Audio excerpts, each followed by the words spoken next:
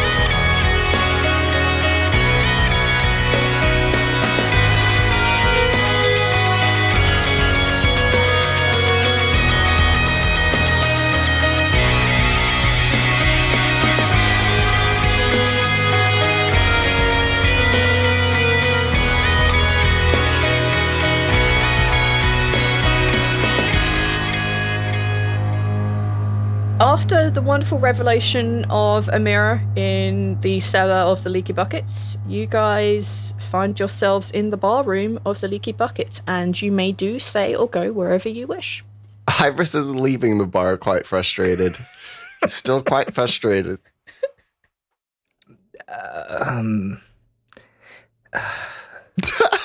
Would you like to go first, Aether, or shall I? No, Greff just kind of looks after him, kind of like, he's kind of clenching his teeth, just looking like, okay. Greff does not do anything, so. Arawn's gonna follow Ivoris with his like hands clasped behind his head, and he's kind of just like set like kind of deep in thought, and almost mindlessly just following Ivoris at this point, because he's kind of just thinking about everything. Greff, are you following them? Yes, when Greff notices both of them leaving, he kind of just stumbles forward like, stop drinking the expensive stuff, and he just kind of runs after you guys.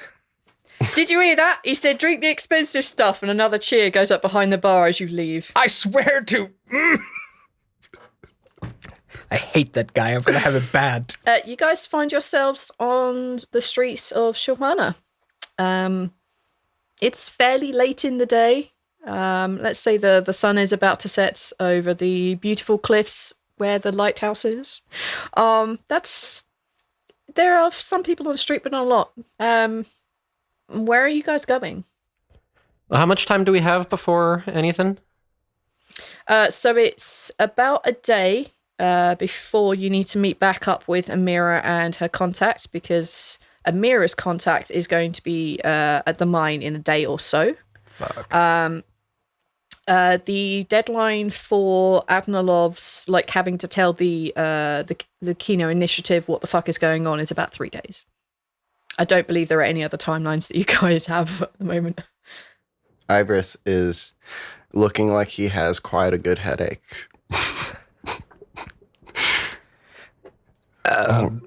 All right, well, we're gonna have a chat. We should probably get going somewhere else. Do you guys know anywhere where we can have a quiet chat? Probably my workshop. No, As long we're as not nobody going to your touches fucking anything. workshop. No, that's Why not? back at the mine. No. I've got a place. All right, if you have somewhere else that we can go, then by all means. Yeah, they had Adna's like little meeting room tapped. They might have your workshop too. So where is this quiet place, Ivoris? Just come on. Ivoris takes you through the streets of Sylvana. He takes you out towards the edge of it, sort of south-ish direction. As you make your way through these streets, you realise that the streets are becoming cleaner and nicer. The cobbles are a little more even. The lighting is a little brighter here. You can see that there are people patrolling around. It's definitely a better class of place. The buildings are extremely well built down this end.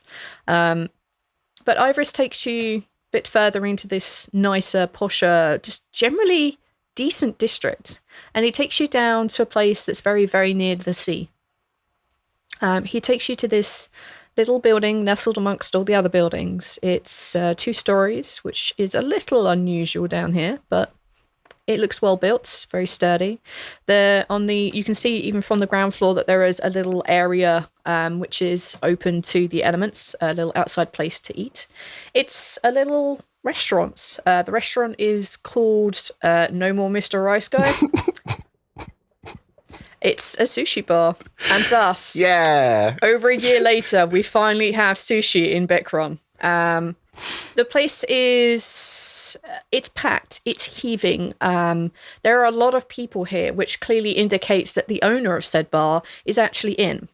At least Ivoris would know this anyway.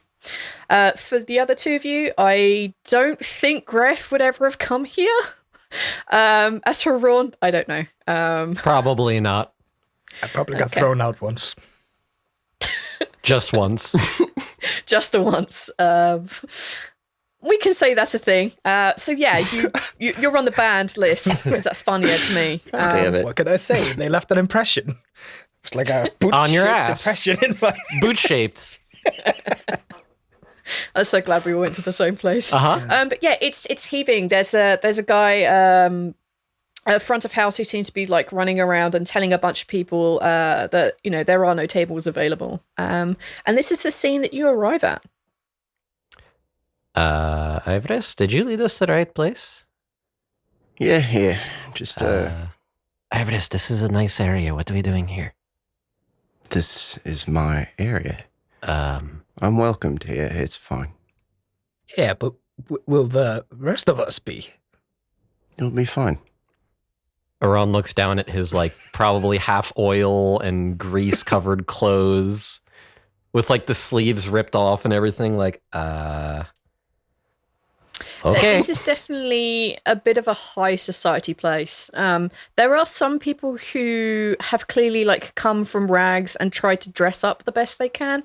They don't stand out a mile, but it's fairly obvious that there's a bit of a mix here. This is considered a posh place. You might bring like a date here, or you might bring that significant other to pop the question. Like it's one of those like real posh places. Yeah. Should we try to look more appropriate? I feel a little out of place right now. Well, I'm going to try to figure out if there's a more private room. But if you would feel more comfortable, yeah, you both kind of look like trash, but I mean... I can take care of that real easy if you want. What do you then think? why are you asking me? Well, because you know this area. I want to make sure, like, don't want to embarrass you in front of your friends or anything, whatever. What are you planning? Okay, you know what? I got it. Arawn is going to reach into his bag and pull out 2 little hexagon-looking, like almost like coins, that have like little intricate engravings on it, and there's like faint glows of what looks like most likely is magic. And he's going to take one and slap it onto his chest, and he's going to take the other and slap it onto Greff's, and essentially do disguise self. Can you link that for me? Because there's things in play. In terms of Greff's, I'm essentially reflavoring it for the infuse magic, because I can infuse spells into objects and then just give it to people. I need to ask, what are you making look different about Greff? I'm essentially making Greff look nicer. Like he's probably wearing, like I imagine his items, his clothing and his armor. Yes, I'm essentially making him have like that white long sleeve like shirt with like the black button up vest, like the pinstripe pants. Please be that one where it's like that kind of like partially open one with like the strings that like leave the chest open a little You bit. guys are there's so a little bit embarrassing. How? No matter what you the do, black you're trousers that are embarrassing. slightly like fluffy at the bottom, like flared. Yes, he's got the black old man fancy like suede shoes. Oh, I'm so happy by this. I'm so happy by this. It's unreal. And Greff has walked straight off of the front cover of like some weird erotica novel in this world. This is so good to me. Greff looks like he belongs in a Vogue magazine right now. Yeah, you look stylish as fuck. What are you doing to Arawn? Arawn is probably because he still wants to keep the sleeveless thing going because that's just kind of his look. So he's probably got like the vest going, but his is more like the Matt Mercer vest, where he's got it open. He's got like a very nice sleeveless polo. Ivoris is rolling his eyes so much right now. You know what, Neil? You know what? You did this. You brought us to the nice part of town. And you still don't fit in any better. Thanks. You're in the magazine's version of fancy. You're not in the reality's version. Nope. Oh, that's so good. That's so good because Arawn has definitely read about high society and what it's like, but he's never gone. Yeah, we look like book characters. You look Yes. Oh, that's great. I love it. I fucking love it. That's good. All right. Okay. Also, his wings probably look a little less raggedy. Like he probably just has the illusion, patch the holes, make the wings look finer. Okay, so you're like on the front cover of like Teens or something. Not anymore. Love He's this 40, so much. remember? Oh, no, yeah. Oh, that's super weird. So now, Okay, cool. now he looks more, what's the word? Try hard. Oh, I think I know what you're talking about. Like a guy going through his midlife crisis. Like he's trying so hard not to be old anymore, but he is. Just like Yeah. a 30-year-old, even though you're 40-year-old. Yeah, perfect. Oh, no. Your mental attitude hasn't changed. That's fine. Okay. So, yeah, you guys look much better. Greff looks clean, which is exceptionally unusual. But yeah, you guys can make your way feeling slightly more comfortable about yourselves, I guess. All right, then. You all are going to go approach? Is it just Ivoris going to go approach? What's the deal?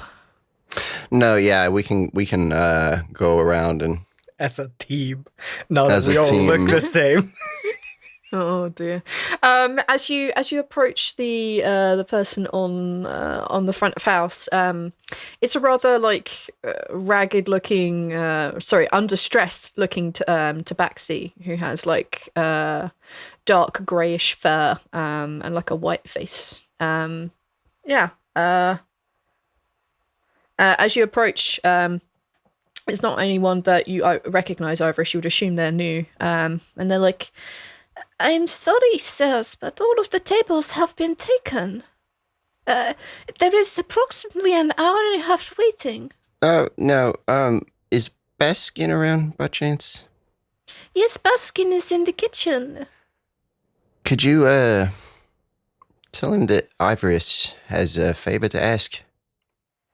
Give me a moment. Sure. And you see them like make their way, nimbly dodging other waiters and like guests, and like occasionally checking on one or two of them as they pass, and they disappear into the kitchen. They come back a few minutes later and they say, "Mr. Baskin says, of course, his friend Ivoris is welcome in at any time. Please, I said the place is a little busy, but perhaps you could wait at the bar for a little and perhaps talk to him that way." Sure.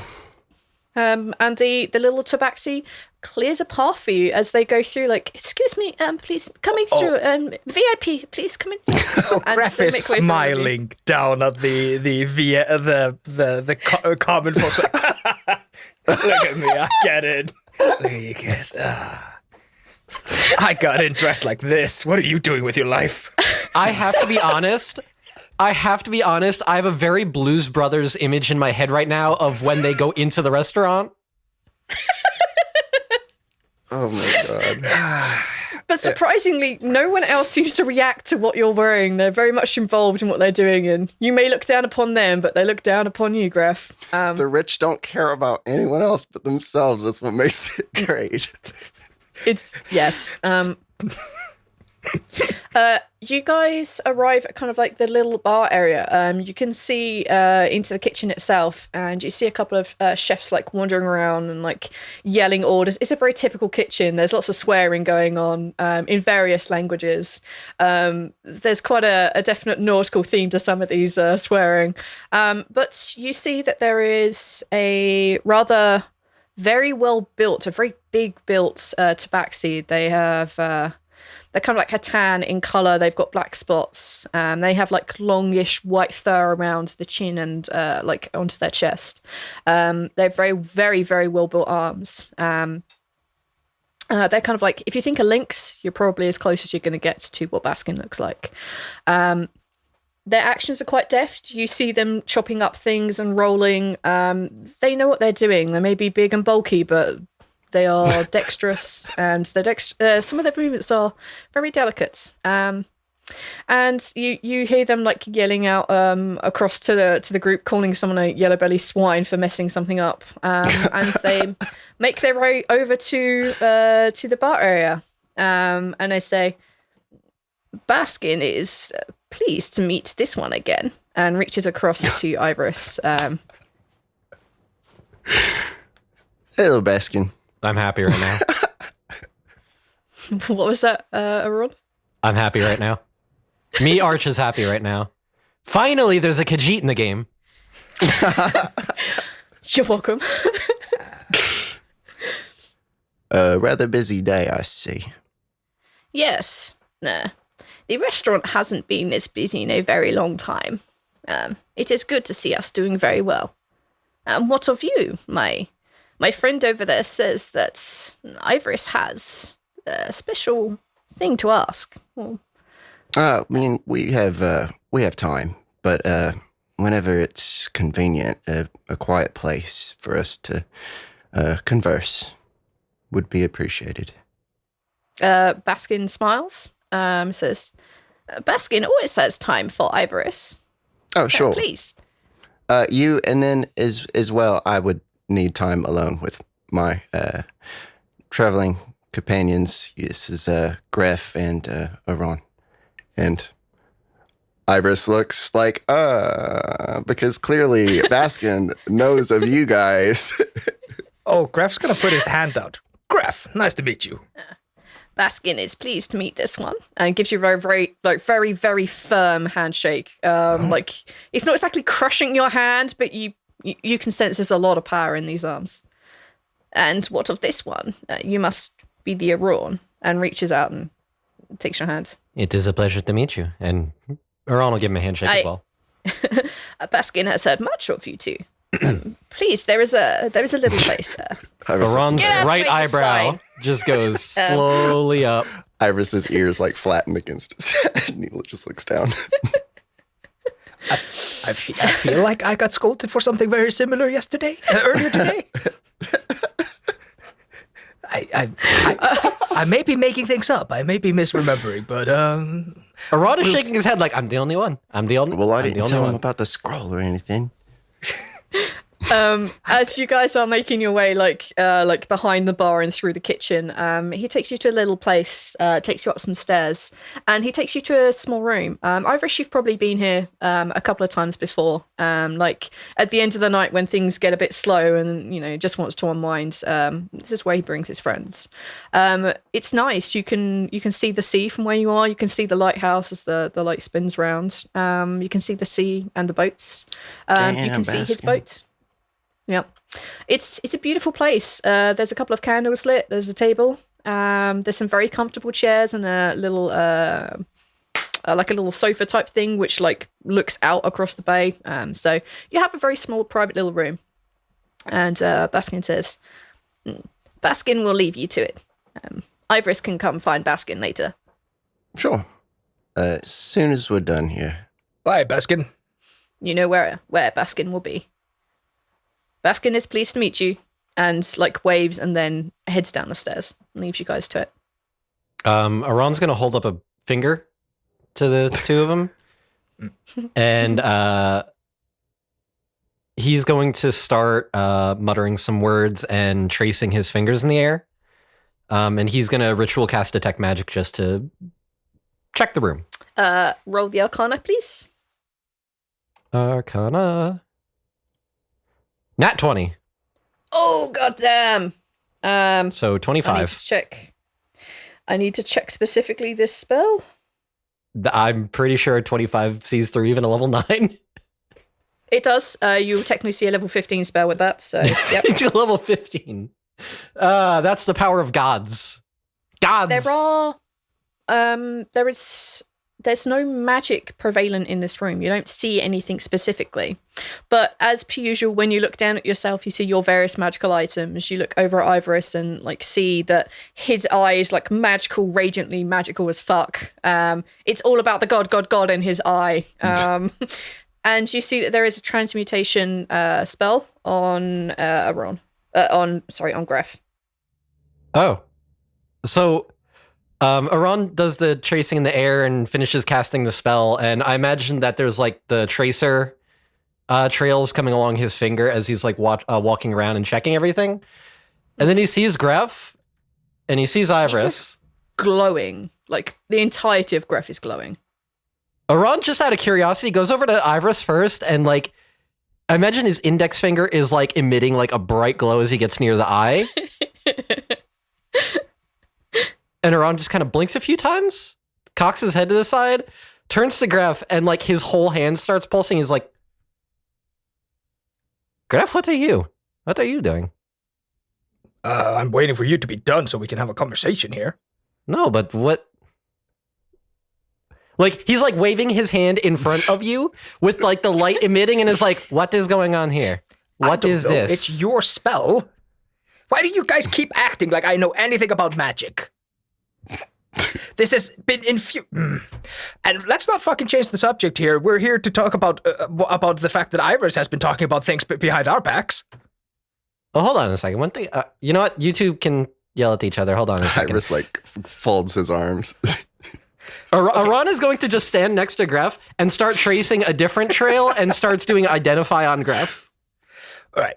Are you doing this as a ritual? Are you doing it as the spell? Ritual. I don't know what you're doing. Can you just link the thing so I know how long it takes? I think it's 10 minutes and something. It's 11 minutes total, I believe. Yeah, because it's a minute plus 10, so 11 minutes. And because of my whatchamacallit, artificer thing, I don't need the material for it. You technically need to be touching Greff, but yeah. I'm like right there. You need to touch him. Sorry, you can't get away from this. You have to touch your creation. That's fine. I don't care if you're holding on to like the fake sleeve of his arm. Like you need to be touching Greff. It's the only way that this spell will work with him. Totally fine. So. Okay. I'm not sure Greff would let you touch him for 11 minutes. Let's put it like that. He knows your magic, so like if you like kind of like brush against him, he's like, whatever. Actually, hang on a minute. To be a little bit more specific, there's something affecting the entirety of him. With your nat 25 bullshit thing. You would tell like this particular magic is specifically coming from like on his feet, like one of his toes. Sorry, I had to make sure I read very carefully through the rest of what your magic-y thing does. Yeah, it's like. Whatever it is, it's coming from specifically something on his toe. Yeah. Which toe I will leave entirely up to Greff. Do I need to be touching the toe? No, because you wouldn't have to. Because whatever it is affecting him. Okay. So you can identify what is affecting him and assume that therefore links back to whatever it is that's on his toe. Okay. All right, Greff, either I can do this the fast way or the slow way. Either way, I'm going to have to touch you for like a minute. Okay, because there's something going on. There's something going on here. Just like he kind of waves at all of you and then like specifically gestures to your foot and is like, there is something on you and I don't know what it is. Do you gesture to his foot? Yes. Okay, Greff's already fucking like kind of gray whitish because he's a Goliath, but you kind of see him go like, I know what you are talking about. Okay, do you want to just explain then? Because you're kind of giving a... Well, you saw my hand. Okay. Greff just kind of like starts kicking off his shoe, like does the kind of kid thing, and then like as he's halfway through it, like, wait, are you sure the room's clear? 100%. The only things here that are giving off anything are, well, the three of us.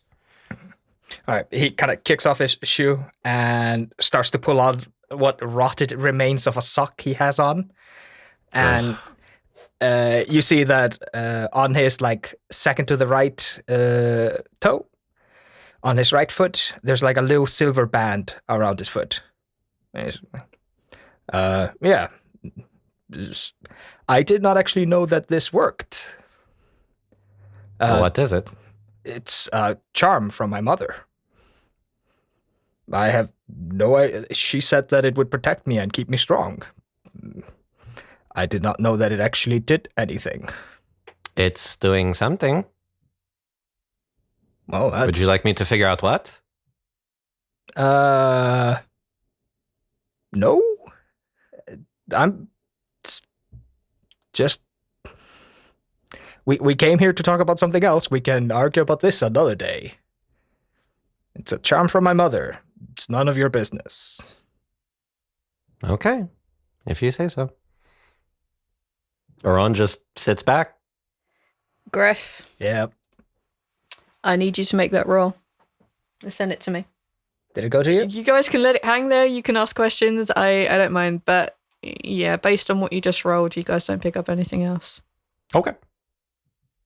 Greff's getting very defensive, so fucking whatever.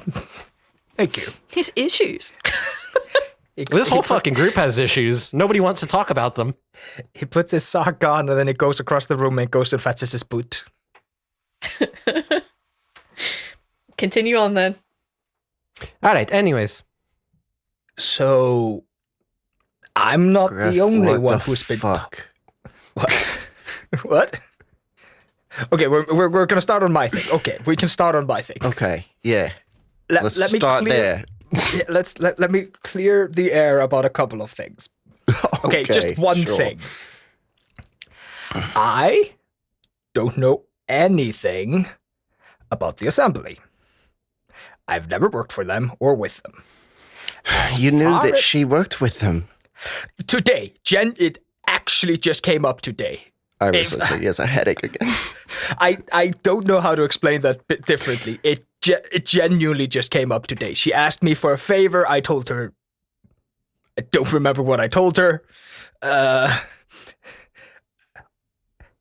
And then the whole, like, we need to hide the scroll and we need to help Etnalov came up. And then it was just, I kind of accidentally forgot to mention this. I promise you right now. I promise you right now. If she would not have left town in the next couple of days, I would have told you guys all about it. Like, my intention was never to compromise our group. I care about you guys. You guys have been incredibly good for me for the last couple of months. And I would not want to sacrifice our teamwork for a personal reason. And yes, I own the leaky barrel. No, I am not incredibly bad with money. Greedy bucket. I'm renaming it. Yes, I own the leaky bucket. I am not incredibly bad with money, but as you can see what I got, I'm not exactly good with it. Which is why I was going to ask how you got such a nice place, Ivoris. I'm sure you already know. Greff, a lot of people already know. All about me and all about where I live. I genuinely don't know. I know you're fancy. That's He kind of it. squints at you. I don't. I don't talk to people who hang around with people like you. I hang out with my friends. I saw you with her before we saw her. Yes, yes. in a vision. Oh. What were we doing? Hugging. That's it. Okay.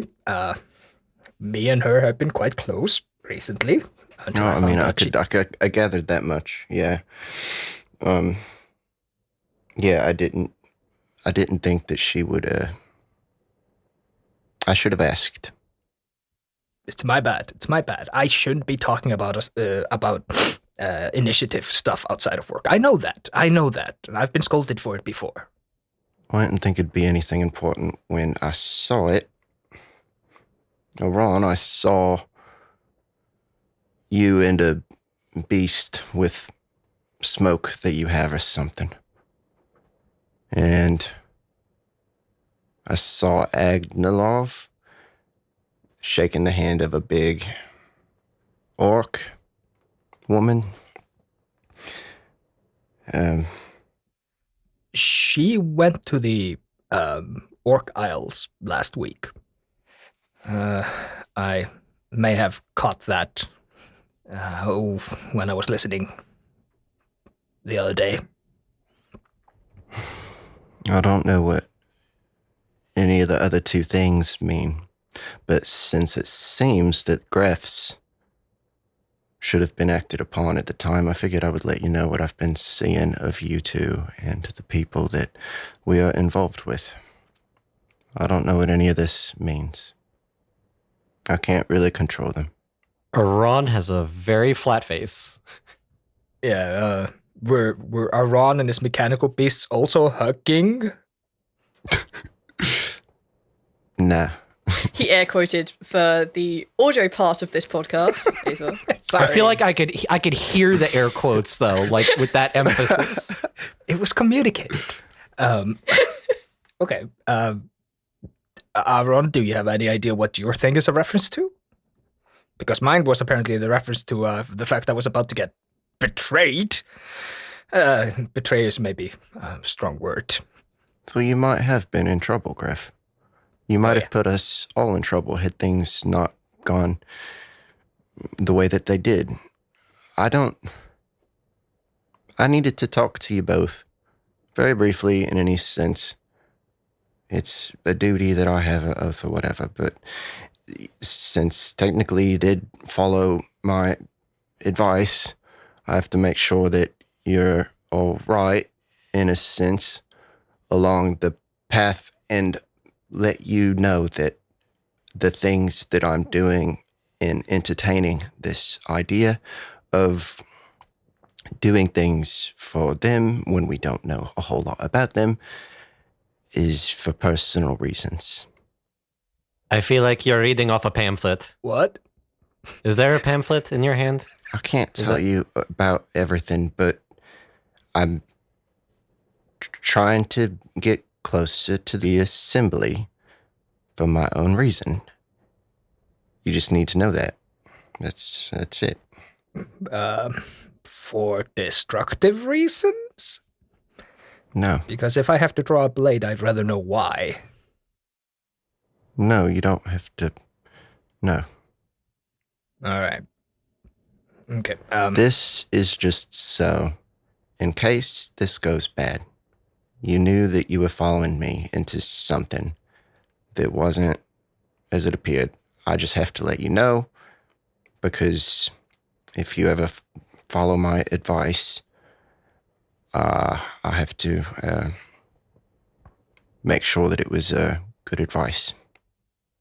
A part of the whole Cerberus thing. And if it's not?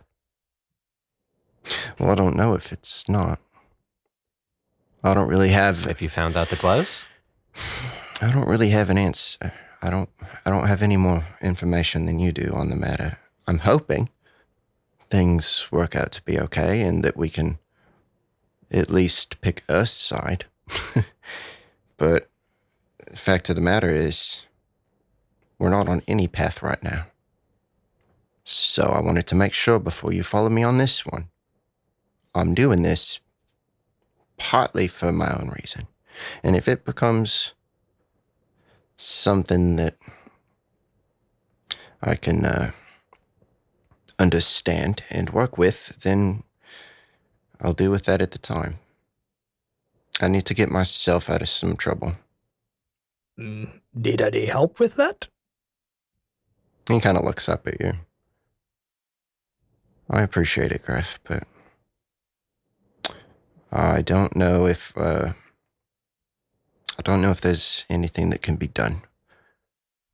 Well, I know some people that know some people, so if you get yourself into less than legal trouble, I may be able to get you out of town. Just saying. I don't know what the hell you're up to, but if you don't want my help, you don't want my help. But if I could, I would. Then you would offer me that without knowing what I've done. Yeah. You stood by my back as we fought through worse than this. Of course I'd help you. We're battle brothers. And he kind of like claps you on the shoulder. The same It goes. stings a lot. The same goes for you, Arawn. Like, I know you stay cooped up in that little room of yours most of the time, so I don't think you're getting up to too much trouble. But if you need help or anything, like, most of my time is spent just being an idiot and trying to make some more money. So if you need help, I'm always willing to help. I owe both of you bigger favors than you realize. I came here with fucking nothing, and without Atnaloff, I'd be in jail. I don't. The things I need are very. I need money and I need time. And those are two things that are sometimes difficult to get. I have like 300 gold, just kind of waiting to be invested. You want to be invested in? Always. All right. The only. You can see on Arawn's face, there's a. Like, he wants to say something, but he's not the type of person who would ever want to willingly say it. If that makes sense. I personally, Aether's not picking up what Arawn is trying to communicate, so can I insight what he's trying to... Sure. Would you let me that? I think Yeah, absolutely. Go for it.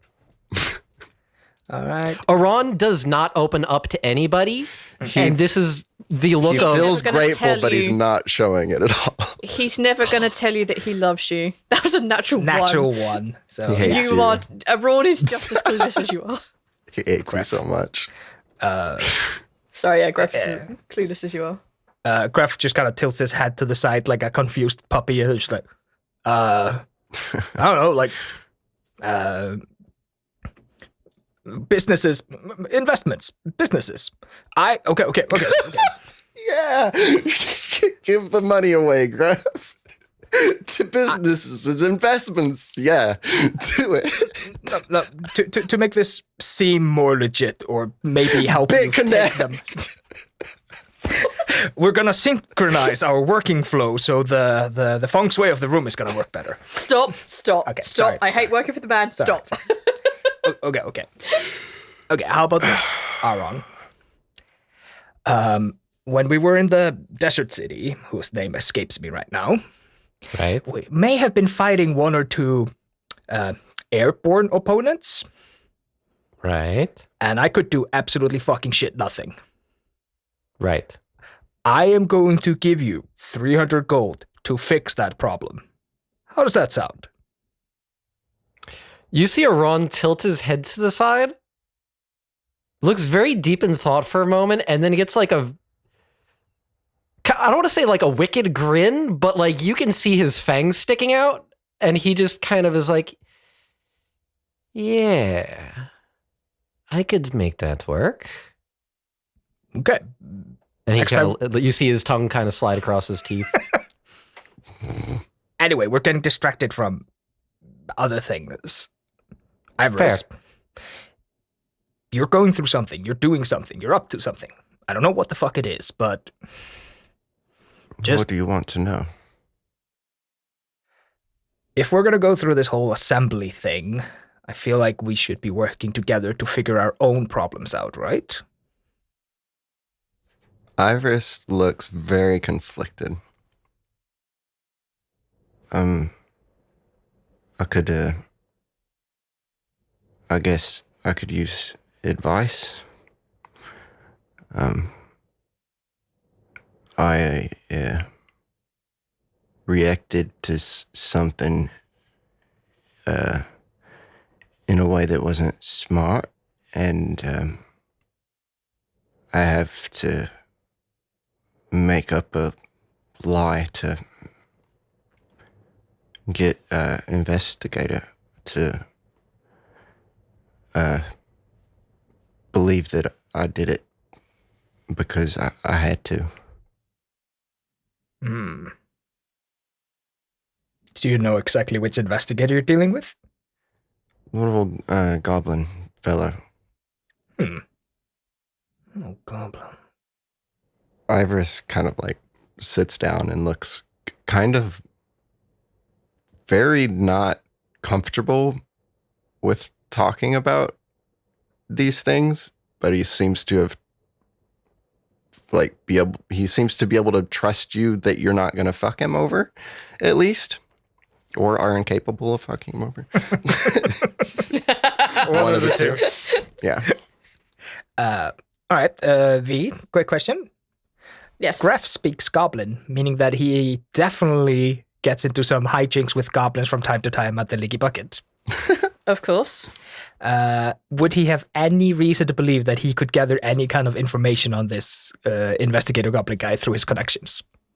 Of course. Absolutely. Okay, I want to say this out loud so I don't go off and just roll a couple of dice and come back 3 days later with fucking nothing. Greff wants to find blackmail material on this goblin. You wouldn't have it to hand. Of course but not, you of course. probably know you could talk to. Yeah. Like, a Zed would be a good place to start. Exactly, I was thinking I said, motherfucker's drunk of his ass of my wine right now. Owes me. Goddamn bitch. Okay. Greff kind of just looks up and like, okay, so... I have an idea. Investigators are like every other person in the city. We all have something to hide, something to fear, something to lie about. If you can find his lie, we might be able to persuade him to ease up. Now, I don't know what you did, but I have a couple of friends who are specifically goblins who might know his... They're not going to do that. Hmm? They're not going to do that. I need to start at the beginning. Because, Greff, it appears that you don't know anything about my situation, even. Fill me in. Fill me in here. You know what I am. I don't have to go over that. No. Okay. Don't have to relive that. I was pulled out of that life by Scamos. Because Scamos had received word from Sabras that I had a destiny to fulfill. That's fun. Having a destiny. Having a You see purpose. Arawn make a very sour face. Gods themselves have chosen you. All right, Mr. Important. Iris just rolls his eyes, probably just as much as Arawn does. No, Arawn's not rolling his eyes. He's making like a fuck that concept face. So Savros gets you out. Yeah, Sabras saved my life, basically, because Scamos was killing all the other Yanti there. They took me back, and he raised me, but he didn't want to. He trained me to fight and gave me access to all the top people around that I could learn from, and gave me a job with the initiative. Scamos sounds like a good man. Well, yeah, he was. But someone came around and convinced him that he didn't hear what he had heard from Severus, and that Severus wasn't favoring me after all, and tried to convince him to kill me. And I didn't think he would. He's a cleric. It's going against Severus's direct word. I didn't think he would. But then he points at his eye. But he did. And I reacted less than smart about it. And I killed him. Good. Yeah. And then if I had just called at that point, they would have come, and I thought I had to cover it up. I wasn't thinking. I covered it up. I went out to a place I knew I could find some assembly, and I lured one back and killed him also, and told everyone that the assembly person tried to kill me because we had a job coming up involving him, and that Scammer saved me and died in the process, but they talked to the dead, and Scamos didn't give me up, but I have the Tabaxi, she's assembly. I have to find her. I told the investigator I didn't want anything to do with her, but I've got to find her to convince her to leave a convincing enough trail that what I've said is true and that they did actually do what I said. I've got to get the assembly to tell the investigator that they were trying to kill me. Do you think that that's a possible term that I can come with in dealing with them? His ears are folded on his head, and he looks quite in distress. He's not thinking very clearly, otherwise he would never be like continuously telling you things very openly like this. This is very out of character. Once he gets in these kind of like bits of emotion, quote unquote, because you could see this, but he's never going to admit it. He just kind of is in that for a while. So he's not like snapping out of it and becoming logical in any sense between talk.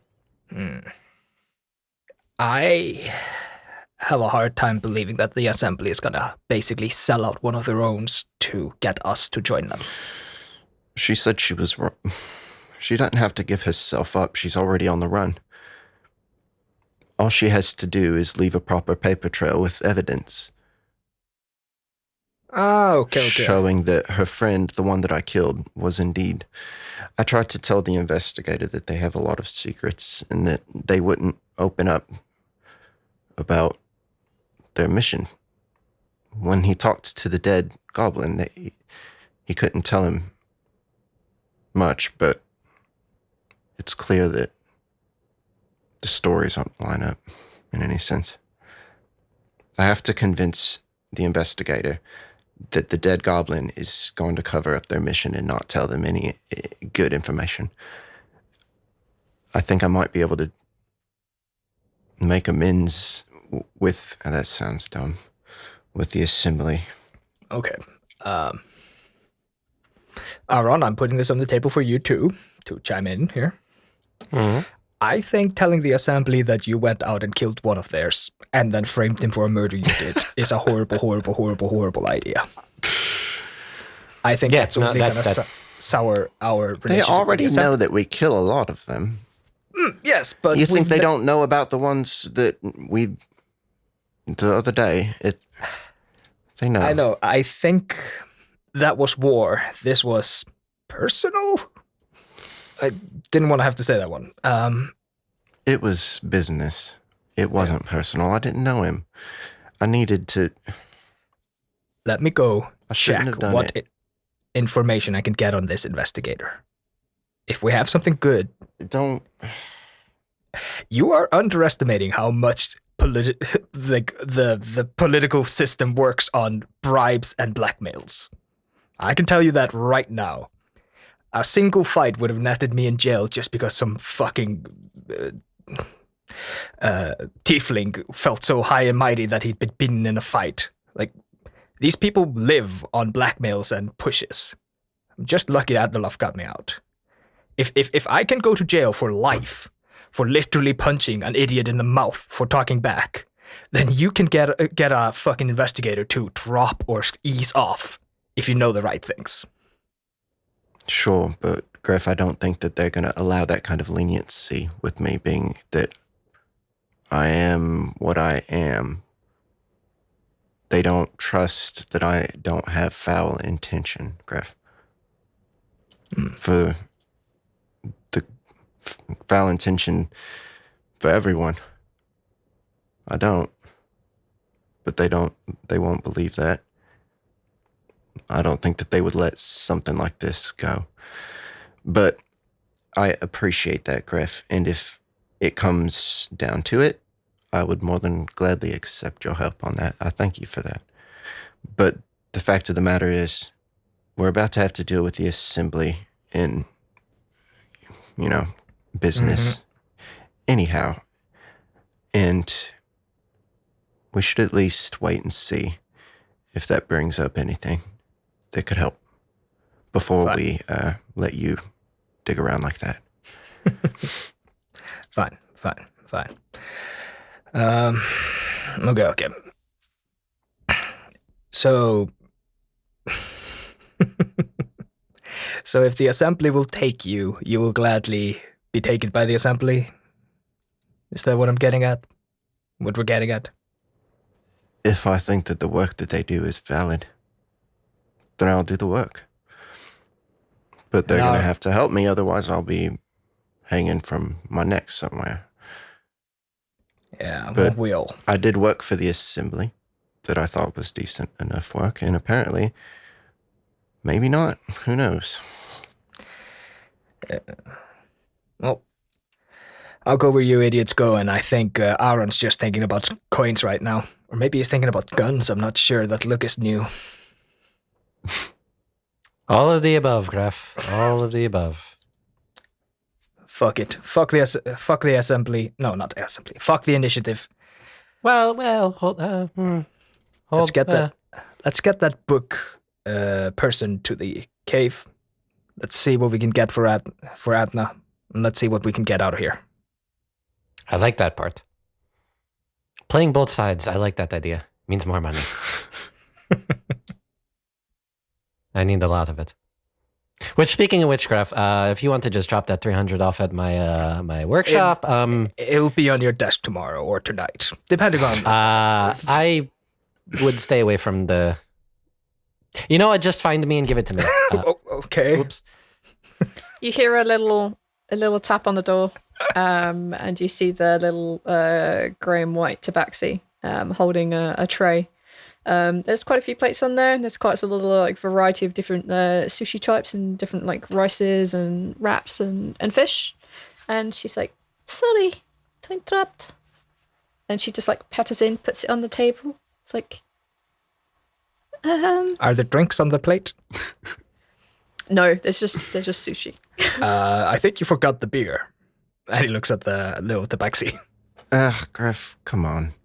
Ivoris pulls out. Sorry. The wine. And he does a little pinky flourish.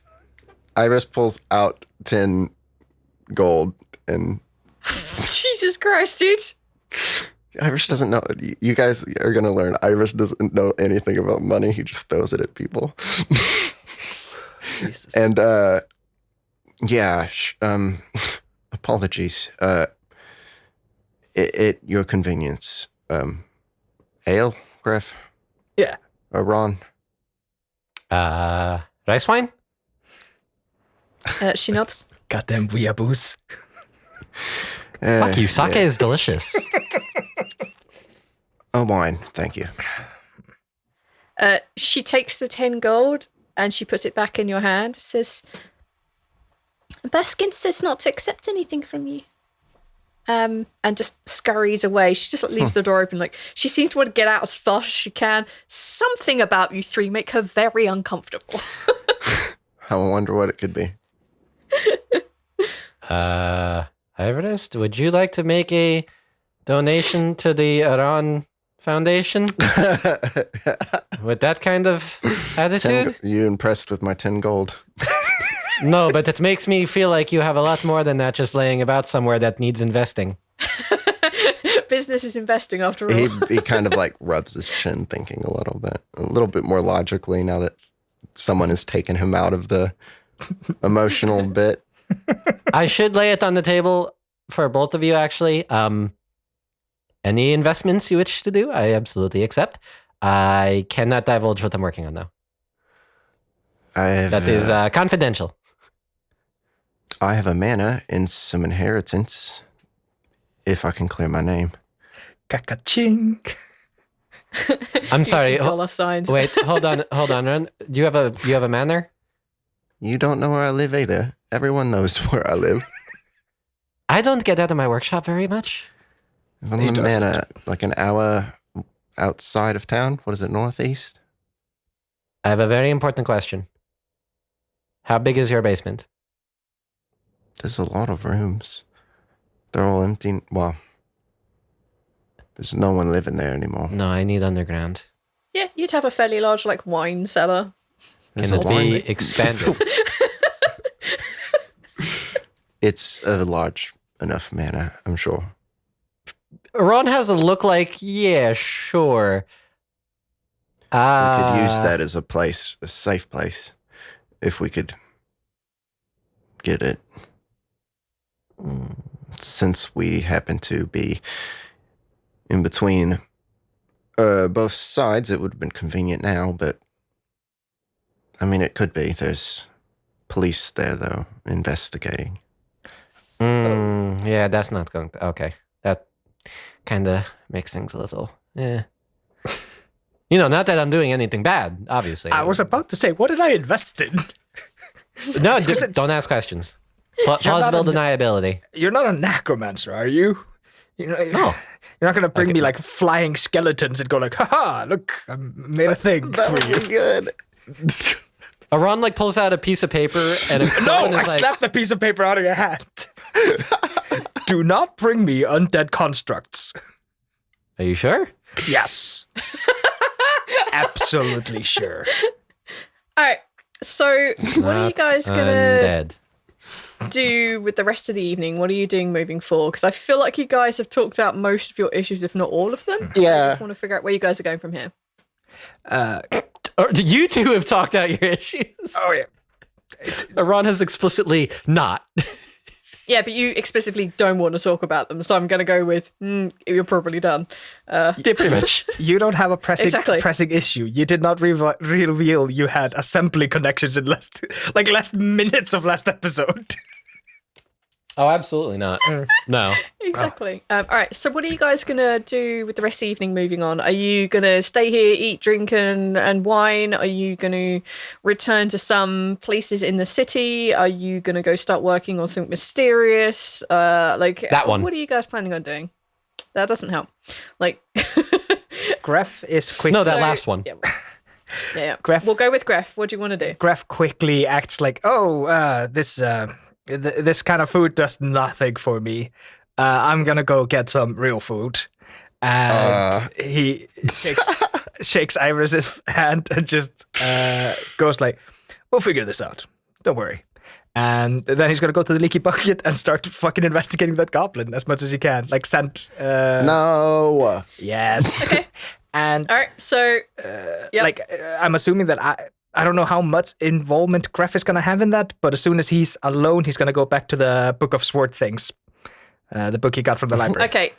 All right. I'll get to you in a minute then. Ivoris, what are you planning on doing with the evening? Just so I can figure out in my brain what the fuck I'm doing. I mean, I'm not in a hurry to rush back to the manor, so I'll chill out for a minute. Okay. Chilling here for a hot evening. And Arawn. Ron's gonna go keep working on the thing. So you're going to go back to the mine? Yeah, he's going back to his workshop. Okay. We'll do Arawn because it's probably the quickest and easiest of everything and anything. Arawn, yes, Hi. you go back to the mine. I do. It takes a little time to get back. Actually, No, you don't. So you make your way to the city outskirts back towards the gate, and at this time of night, it's not unusual for the gate to be closed and barred. But what is unusual is that the guards stop you from going through. In a violent manner? Threatening? Sorry, like, we've got orders, we can't let anyone through. It's, let's say a goblin and a Goliath is at the gate. The little goblin just looks up at you and it's like, sorry, we've got orders, we can't let anyone through. Is something going on? Well, yeah, probably, but we got orders, we can't let anyone onto the roads. We can't let anyone leave. Is it a matter of security? Because if so... let's say our orders come from as high up as high can go. We're told we're not allowed to let people through right now. There's got to be more than that. These are the orders we have, mate. Basically says we can't let no one through. The Goliath like menacingly like holds the club, starts tapping it in his hand, like looking down at you. Not gonna be any trouble, is there? What's the goblin wearing? The goblin's wearing like a traditional guard outfit. It's kind of leather, and he's got a couple of swords. Am I permitted to go around the city? What do you mean around? I'm just traveling through the city to try to get to... Well, he kind of just gestures to the mountain. We can't let you use the roads. We can't let you have the ability to use the roads right now. Every place is in shutdown at this part of the initiative. But our orders are only until sunup, so if you can hold on that long, you'll be right. All right, I'll just go around. And Arawn's going to take a few steps back and then launch up in the air. As you do so, the guards that are kind of like not just those two, these are, anyway, the only two guards. Right. You see that the archers are primed and ready as you take to the air, and the goblin shouts like, if you try to leave the city limits, they're going to shoot you down. I'm going around. Nobody wants you near or to see the roads. You have to calm down, otherwise they will shoot you out of the air. This is your last warning. For fuck's sake, I'm part of the initiative. You think I can't go through when I need to? So am I, but I'm still not allowed to either.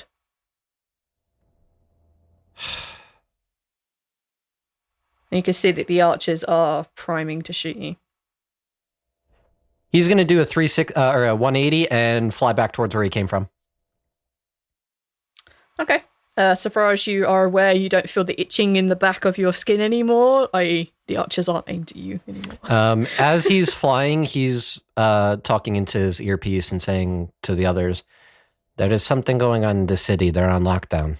We need to meet up somewhere. There's something weird going on.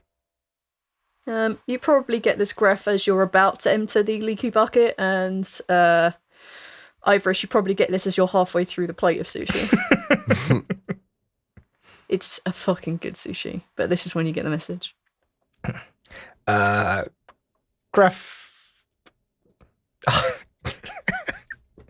Sorry. Uh-oh. All I want is where do I honestly? I want Greff to like hold up to his mouth to go like, I'm sorry, I can't hear you. I want to do that, but that's not what Greff would do. Fuck. Greff just kind of like leans up against the wall and like puts his finger to his ear and like, okay. Does that have anything to do with us? Well, I flashed my badge and I told them who I was, and apparently that didn't mean shit to them. Okay. And that's a first for me. They might just be idiots. What the city's on lockdown. Nobody leaves. Nobody leaves, nobody enters, nobody's allowed to be on the streets. Apparently, we're not even allowed to see the streets. Road, not streets of thing. The road outside. They're just transporting something important, something expensive, something political. No, because we would know about it. Oh, that's a good point. We don't answer to anybody but the top. Like, for them That to say thing that no. you just said, Greff, we have in our possession. It's a good point. That's an annoyingly good point. Keep me updated. Greff just the leaky bucket.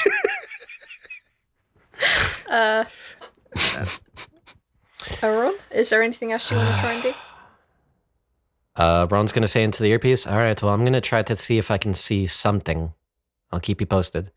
Arawn's going to fly as best as he can out of line of sight of these guards and then go straight up in the air until he's at like that like bird's height where anybody seeing him would think he's just a bird.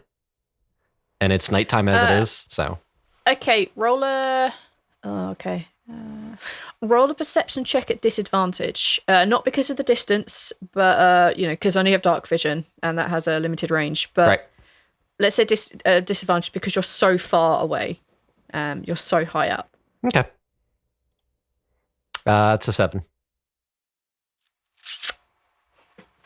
You can definitely see there is movement along the roads heading south. But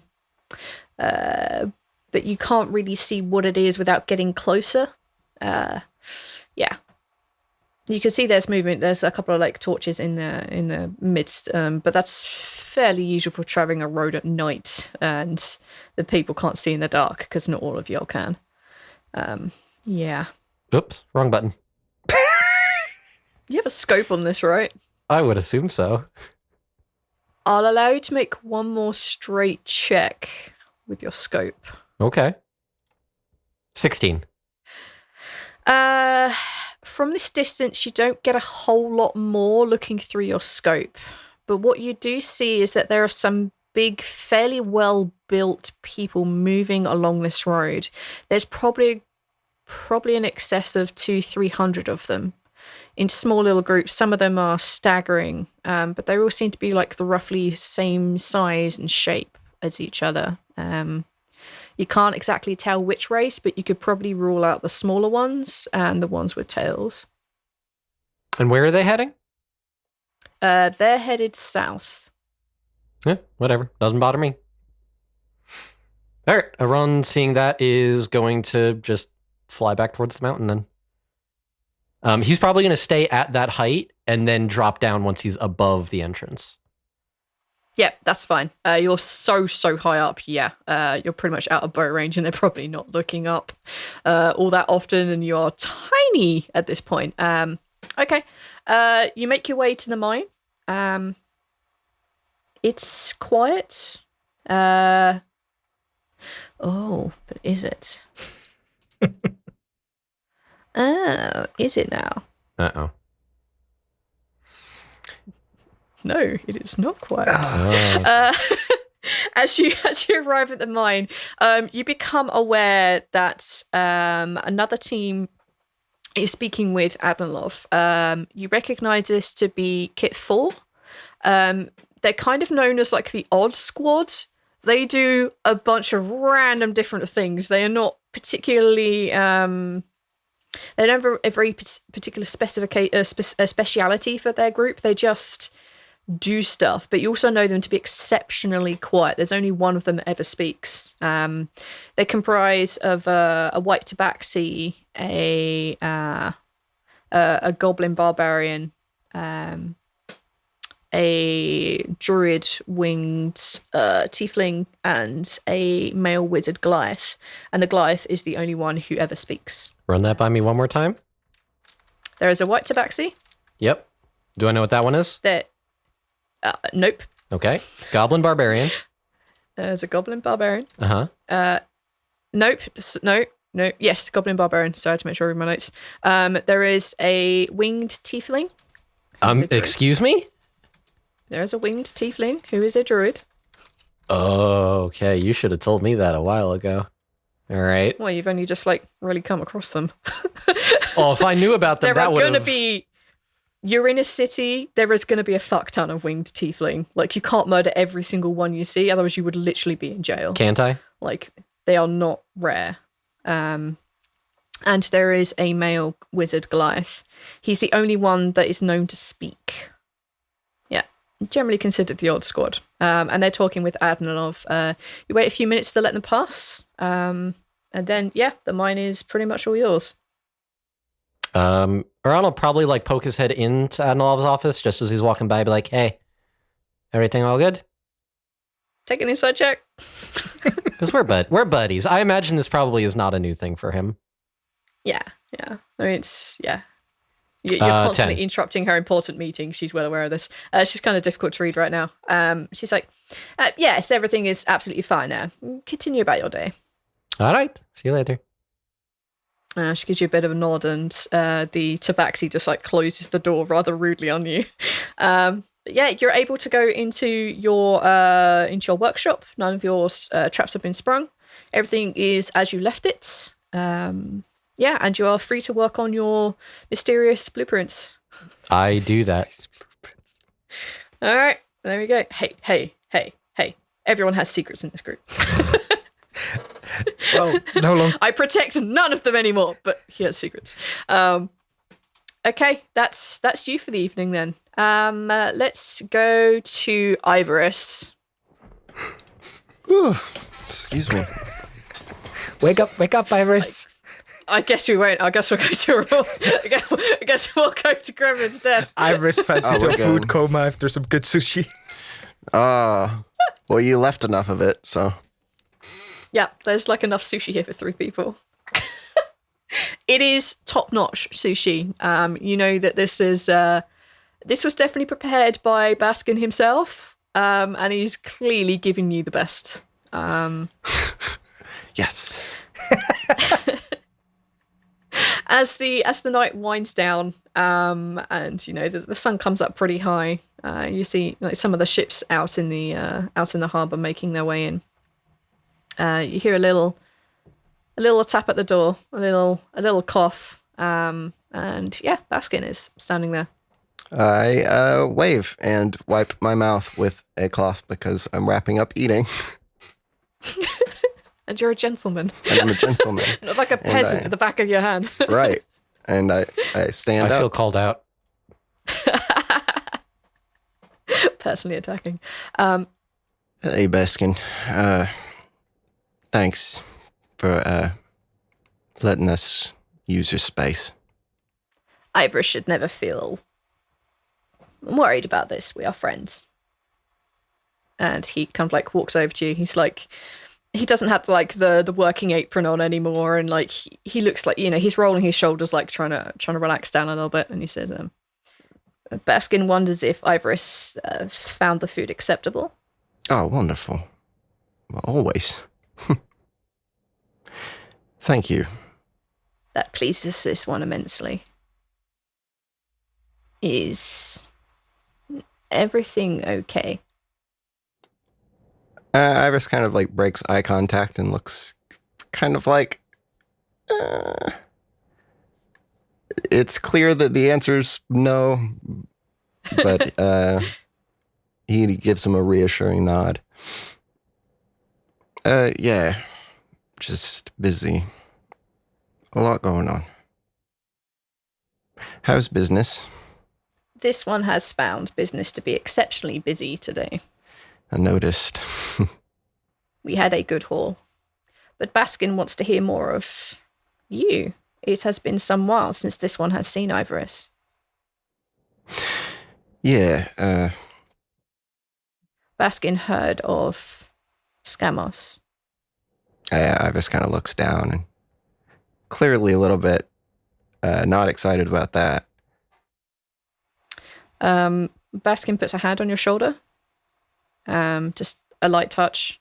Says, Baskin senses that there is more to this. None of the things that I do are safe, Baskin. This one is aware. Is Ivoris in trouble? Iris takes like a good couple seconds to like probably think an answer to that. Maybe, but you know, I think I've got it.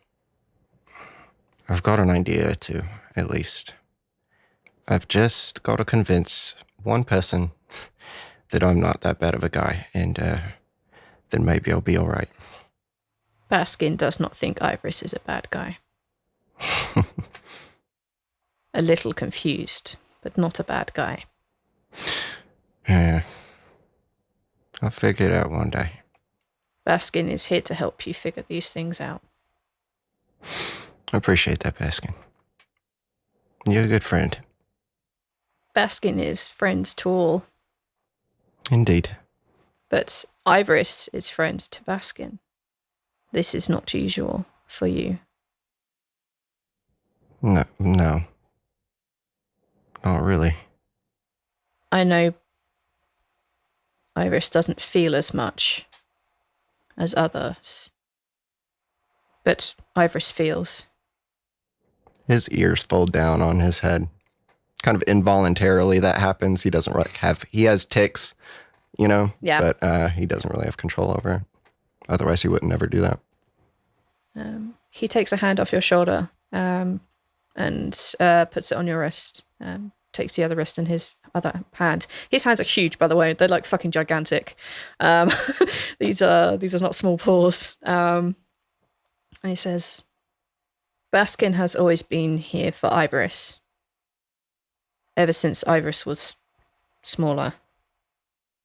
But Baskin wonders if Ivoris thinks of Baskin.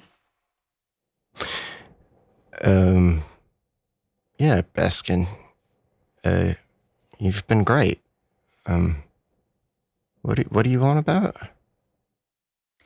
Baskin hears from other merchants.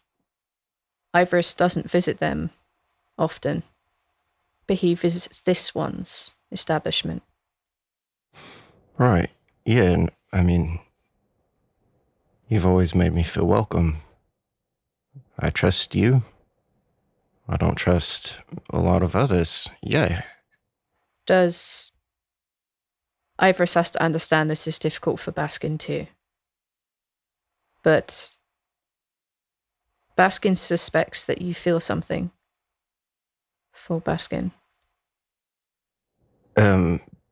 Baskin, I don't really know the answer to that question. It's hard to explain. If I ever feel anything, it's like having heard of a color 100 times, but never having seen it. When you see it, it's still hard to differentiate, pick apart what it is and put a name to it. I don't... Baskin understands this. Does Ivoris get a knot here? And he like taps on your chest, like roughly where your heart is, when Baskin's boat doesn't come in. Yeah. I get worried, I guess. Is that what that would be? Yes. And he smiles. Baskin understands this is difficult. But perhaps Ivoris would want to try this. And what happens if I'm not capable of making this kind of a connection with someone? He smiles at you and he says, Baskin and Ivoris have always had a connection. It's that, and again he taps on your chest. Not, it's coming here. It's being sad when Ivoris isn't at a table nearby. Iris kind of smiles at him. Sure, Baskin. Okay, let's go to Greff. Let's introduce the comedy portion of this game. Oh, yeah. All right. Greff, I assume, stands outside the leaky bucket and like, all right, keep me updated, and just starts walking in. What's the scene that greets him? Now, there's been like relatively open bar for close to 2 hours now, I'm assuming. Maybe an hour? What you walk into before you is just a spectacular smell of alcohol. The finest wine, which is really cheap and gross. The ales behind the bar. Everything is flowing freely. The poor barmaid behind the bar is like, I can't believe this is too much. What do you want to drink, sir? And just running around like a crazy person trying to fulfill all the orders. And she is. There are plenty of spilled beers on the ground. There is like that triangle stack of wine glasses, and the wine has been poured into it, but there's more wine on the table than there is in the glasses. This place smells like a brewery, and it's not the good kind because it's just mixed in all this vileness. There are puddles on the floor. There's also a fair degree of broken furniture. It was pretty broken before, but now it's gotten worse. Clearly, at some point, a fight has broken up as you see like blood stain, like fresh blood, like on the bar and on the grounds. You can see a Zed in the corner who's like trying to sing and play, but it's just like too wasted and it's just a slur. His Aarakocra friend is just whistling to themselves and they're completely out of tune from each other. There are patrons all over the place. Some of them are passed out over the inverted commas booth. It's a fucking mess. All right. Greff's gonna like walk past somebody's table and just grab the beer off that table and just walking straight towards that set. And if that person even dares to like say anything, Greff just like looks at him like just death's glare, like, don't you fucking start. I'll close this whole fucking place down. And, no comment is made. Zed is in the corner trying to sing, but clearly very drunk. Is he on the stage or is he just kind of in the corner area? He's kind of in the corner. Okay. Saying there's a stage in this bar would be a gross misappropriation of the truth. Yeah. I would like to say that Greff grabs whatever passes as a chair in this area, drags it up to a set, sits down and kind of leans on him and puts all his weight on him, so he like just has to give out. He's just like lying on the floor at this point. Don't go on the floor. It's nasty. It's even worse than yesterday. Greff. Yes, that's me. Oh my god, Aset, you're a fucking mess. Greff is gonna switch to Goblin to make sure that the communications go correctly. Okay. All right. Azet, I need you to fucking focus right now. And I need it, like, honestly fucking right now. Greff. Oh, Jesus. Oh, Severus. All right. Azet, you know goblins. Greff. Oh, gee. Okay. Greff stands up and yells to the barmaid, like, bar's fucking closed now! You assholes are paying! He sits back down, like, okay, I need you to be a little bit useful to me right now. Greff. Yes. My landlord. Yes. You know they closed the bar just now. I can't get any more drinks. Apparently the landlord said we can't have any more drinks. Yes. Dick. Yeah, he is. Greff! Yes, that's me. I'm both the people in that story. Nah, Greff. There's only one of you. And then, like, he slaps his hand on your shoulder, like, trying to, or rather arm, just, like, trying to get themselves back off the floor. I swear by everything that is. He raises him up again. Like, I'm assuming he's like slowly slooping always down the wall. Yes, yeah. Okay. You know what? You know what you need? A hug.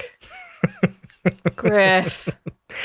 And he reaches his little arms out towards you. Greff grabs him with one arm and walks out with him and starts drinking his beer. The little Aarakocra follows you too, kind of swaying from side to side, but keeping base. They're gonna be like a cut, like a jump cut to Greff, like pulling the goblin out of like a water barrel that he put in, like he splashed him into the barrel. Like, okay, I bet you don't want to be out here, and neither do I. I want to be in there, but I need to talk to you about serious things for a second. Oh. like you may have noticed today was a very difficult day for me. Nah, Greff, it's a good day. Good. It's a real good day. Good day for you, bad day for me. Don't make me put you back in the barrel. Oh, what do you want, Greff? Have you heard of a goblin investigator? Goblin investigator. Yeah, it's like little fella, right? Yeah, goblin. Greff is sticking to goblin now because he's talking about sensitive stuff, unnecessary ears and all that. Yeah, little investigator fella. Apparently. Oh, all right. I heard he's a bit of a snitch. What? Yeah, he's a snitch. Oh, is he? That reminds me. The whole city's closed down. I assume you don't know why. Take an insight advantage. Because he's wasted. Insight. Jesus. Yeah, I still just got an 8. I rolled a 1 and a 2. Whoa. Oh my lord. He's real difficult to read. He's super wasted. Yeah. Nah, I don't know nothing about nothing. What do you need? All I know is that Goblin fella is a little snitch. He works for the man. Yeah. Yeah, he works for the higher ups. He's like an investigator or something. I need to know. I need some good stuff on the guy. This guy is being a complete bitch to my friend, and I need him to stop being a bitch. And we're talking about like ending of career level of bitchiness. So I need some career ending dirt on the guy. Well, I don't know personally. But do you know somebody who might know? You see him like sober up for just the barest moment and say, "Yeah, for a fee." Greff moves it closer to the barrel, and like, I think you'll find that the open bar has been a generous offer from me. It is a great gift. You're a good man. I kind of like pat you on the arm. Well, I can't give away this stuff for free. All right. Greff goes into his pocket and he brings out 5 gold pieces because Greff knows how to negotiate, and like puts it in front of him and says, "This and a special deal on the bar for the rest of the week." Take a persuasion roll. Damn. With advantage? Yeah. Or perhaps intimidation with that barrel loom in there? I will take either. Oh, yeah. Yeah, I'll take either. Intimidation. Boop. All right, I got 16 Fuck. plus 4, so 20.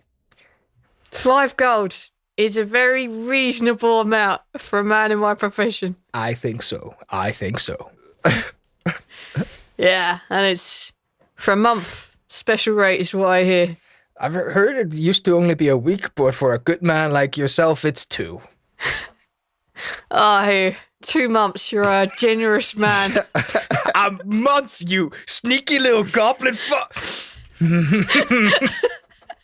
As you say that, he wiggles from your grasp and like begins to wander off. It's like, oh, I'll get you in for, yeah. And he like whistles something, and the little Aarakocra friend of his is like chases after him, and they disappear into the mists of the evening. As the Aarakocra like runs past Greff, he's like, "Don't let him get hurt." One day they're gonna have to teach you common. That's racist.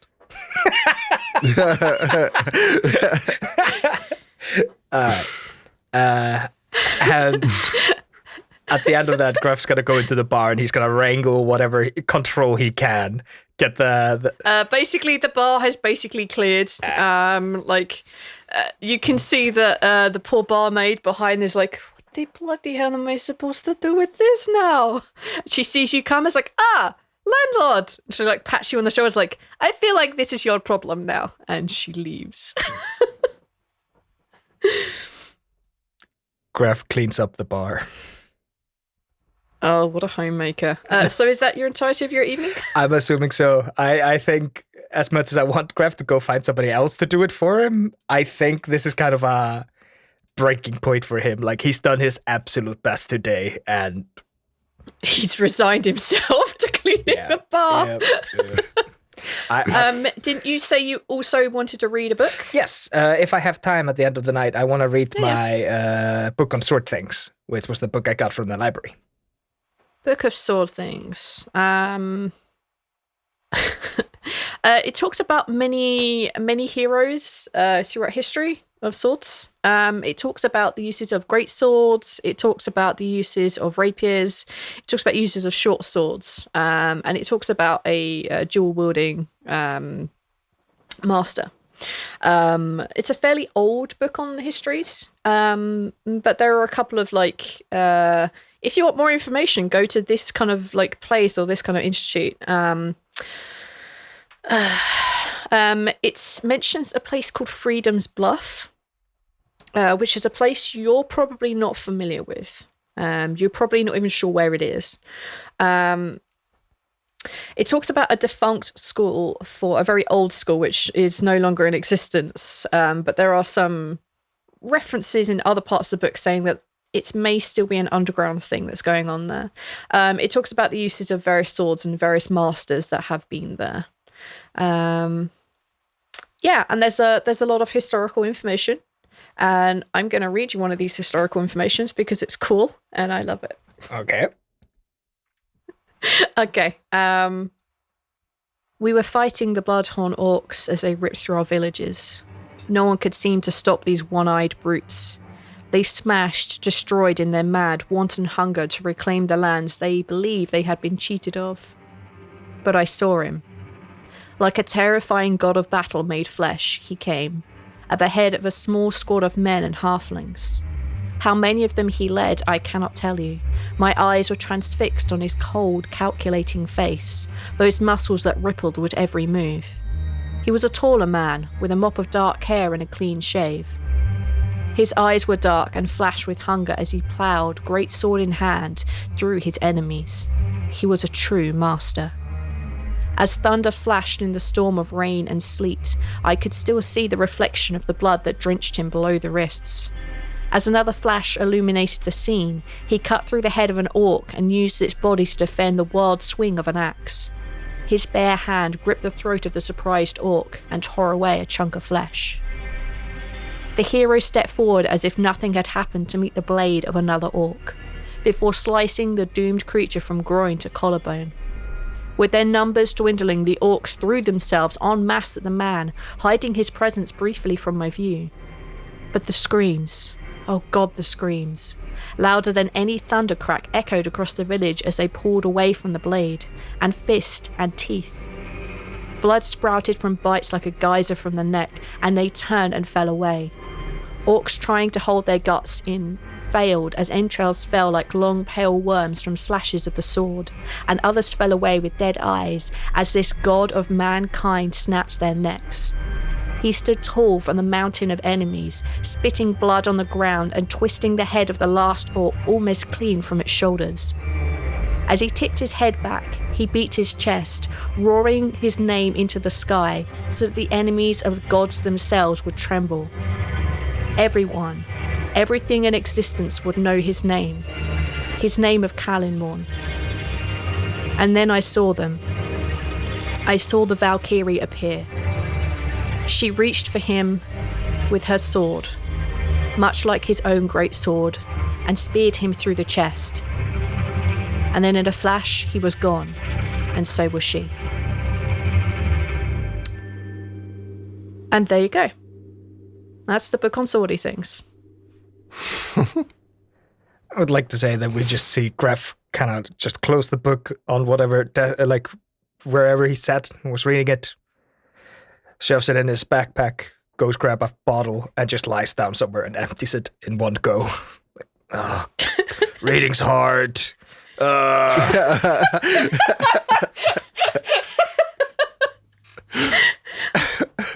All right, guys. Not the cleaning or anything.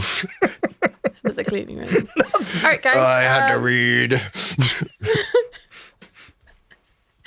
All right, guys. I'm going to say we're going to spin round to the beginning of the next evening, unless there's anything specifically you guys wanted to do or talk about in very specifics. You know exactly what you want to do. If not, we're going to spin forward to your meeting with Amira. More research, more blueprints. Yes, you do that. Okay, unless there was anything else? Can Greff recover from his hidden stash, the 300 GP? Yes, from your hidden stash, you may. Right. In which case, I'm going to take that out of my notes, and if you ask me about it again, I'm going to be confused. Nope. It's being removed. I know. I'll try to fill it up again in the future if I have some money, but... Yep. I'm learning emotions. Wink, wink. Sure. Yeah. You are wherever you want to be in the morning. Baskin probably went out about 3 or 4 in the morning to go on the next tide. Back on the boat. Seth isn't back, is he? No. All right. Your bard is conspicuously absent this evening. When you two make your way back to the leaky bucket, there's virtually nothing in here anymore. It's like standing room only because there is very few furniture left after the vileness that was last night. There's a pile of like broken wood over in one corner, where Greff just like pushed it to one side because fuck Greff, this. it's looking better than ever in here. And the floor looks kind of clean, but only because when you stop moving liquid around like that, it kind of accidentally cleans itself. It does smell horrifically like beer and gone off wine. It's kind of gross.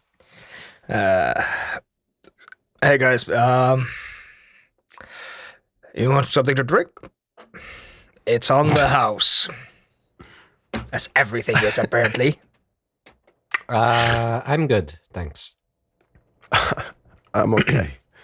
Greff's gonna grab a bottle of whatever he can find and, like, sit with the guys.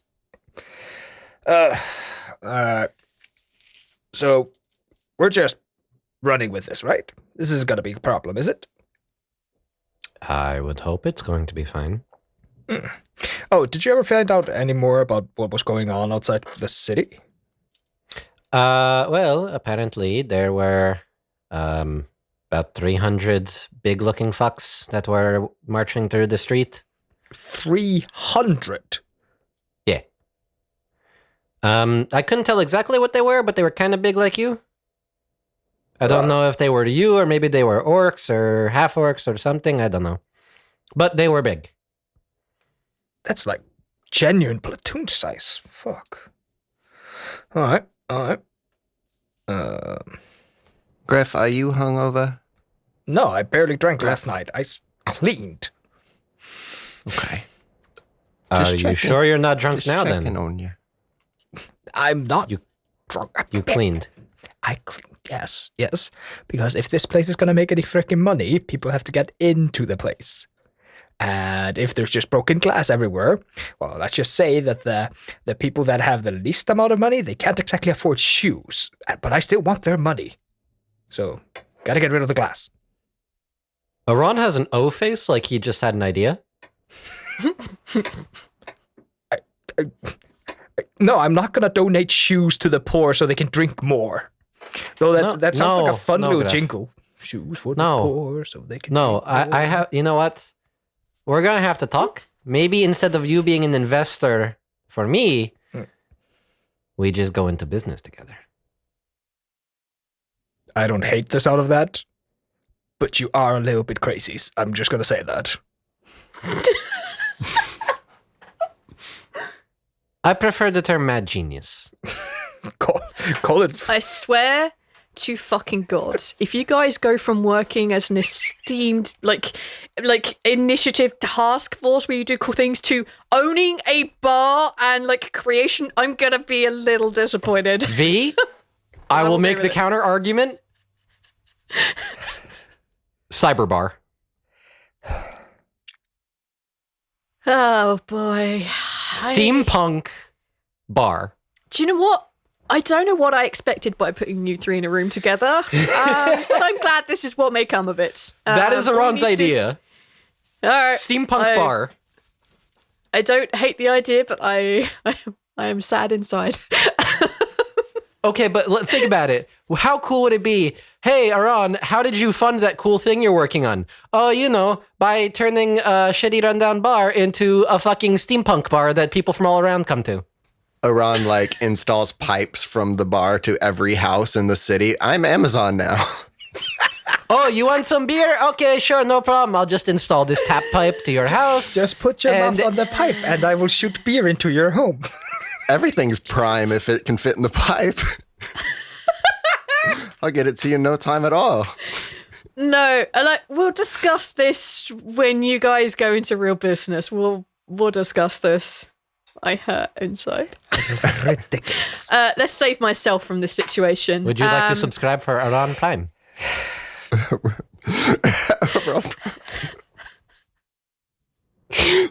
My favorite Transformer.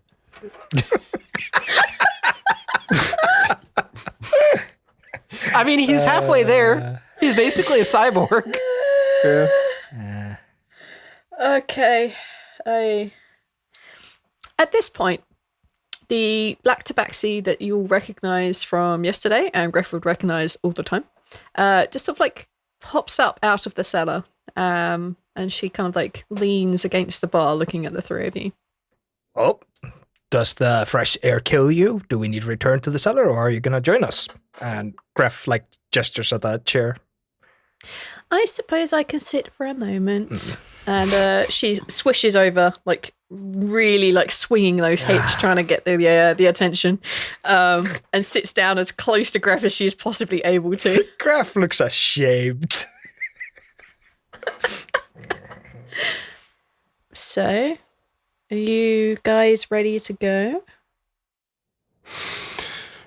Ready as we're gonna be. Yes. Yes, we are. Do you have what we need, Arawn? What? Do we have everything we need? Are you good? I just bring myself and all the stupid shit that I can do. Oh, I don't know if you needed anything else. You need things sometimes. I always need things. Yeah. All right. Well, I think we're ready then.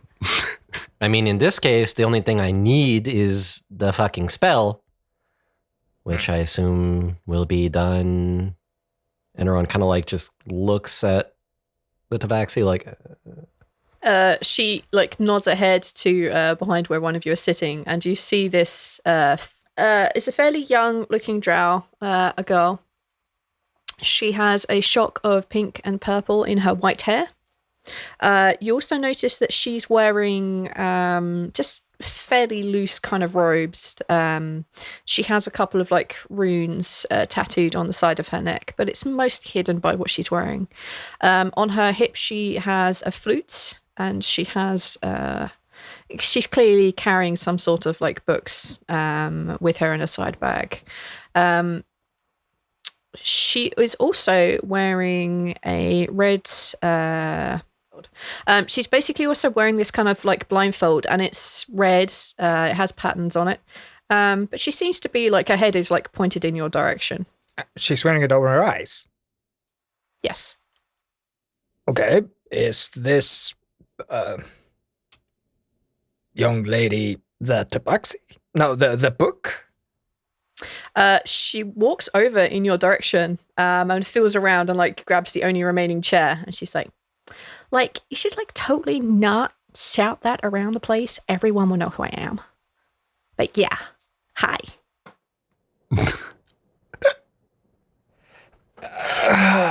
Amira, is this just basically going to be the end of my career, bringing this person to the cave? That's it, huh? She puts her hands sadly on your shoulder. She kind of like leans over and like whispers in your ear a little bit. It's like, I think it's probably the end of my career too. Okay. So are we like gonna be sneaking into this place like right now? Because I'm so totally busy, and Severus said there were like these things I need to do. Severus? Sorry. Not Severus, my bad. Wrong god. Oh, man. That would have had very different Wrong one. implications. Wrong god. No. This stays in. Oh my god, I completely lost where I was at as well. Because like Agma totally told me there were things like I needed to do, and there are things I needed to learn, and I totally can't do them right here, right now, because I don't have the time to sit and like absorb these things. Okay. We have to bring this this Greff just kind of gestures at the drow, like, this person into the cave, but like, do we need to escort the person around? What are we doing here? We did tell you what the cave was, right? You know where we're going, right? Of course I know. Like, he like totally told me. He was like, oh my god, when my friend Adela was down there, like, Ogmar told me, like, she's been all the way down there and she's figured out these different places, and like, if you go far enough down there, it will take you through a tunnel and it'll take you over to Discara, which is like totally where I'm going. But you don't need to walk me all the way to Discara because like some very nice dude, nice like friend of Amira's is gonna like take me there. Okay. This is a lot better than what I thought we were going to be doing. I thought we were basically going to blow up the fucking... Like, I thought we had, like, a kamikaze person with us. Oh, this is...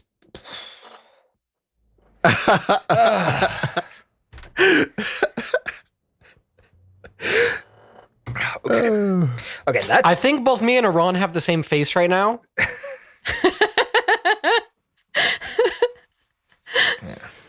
All right. Just the,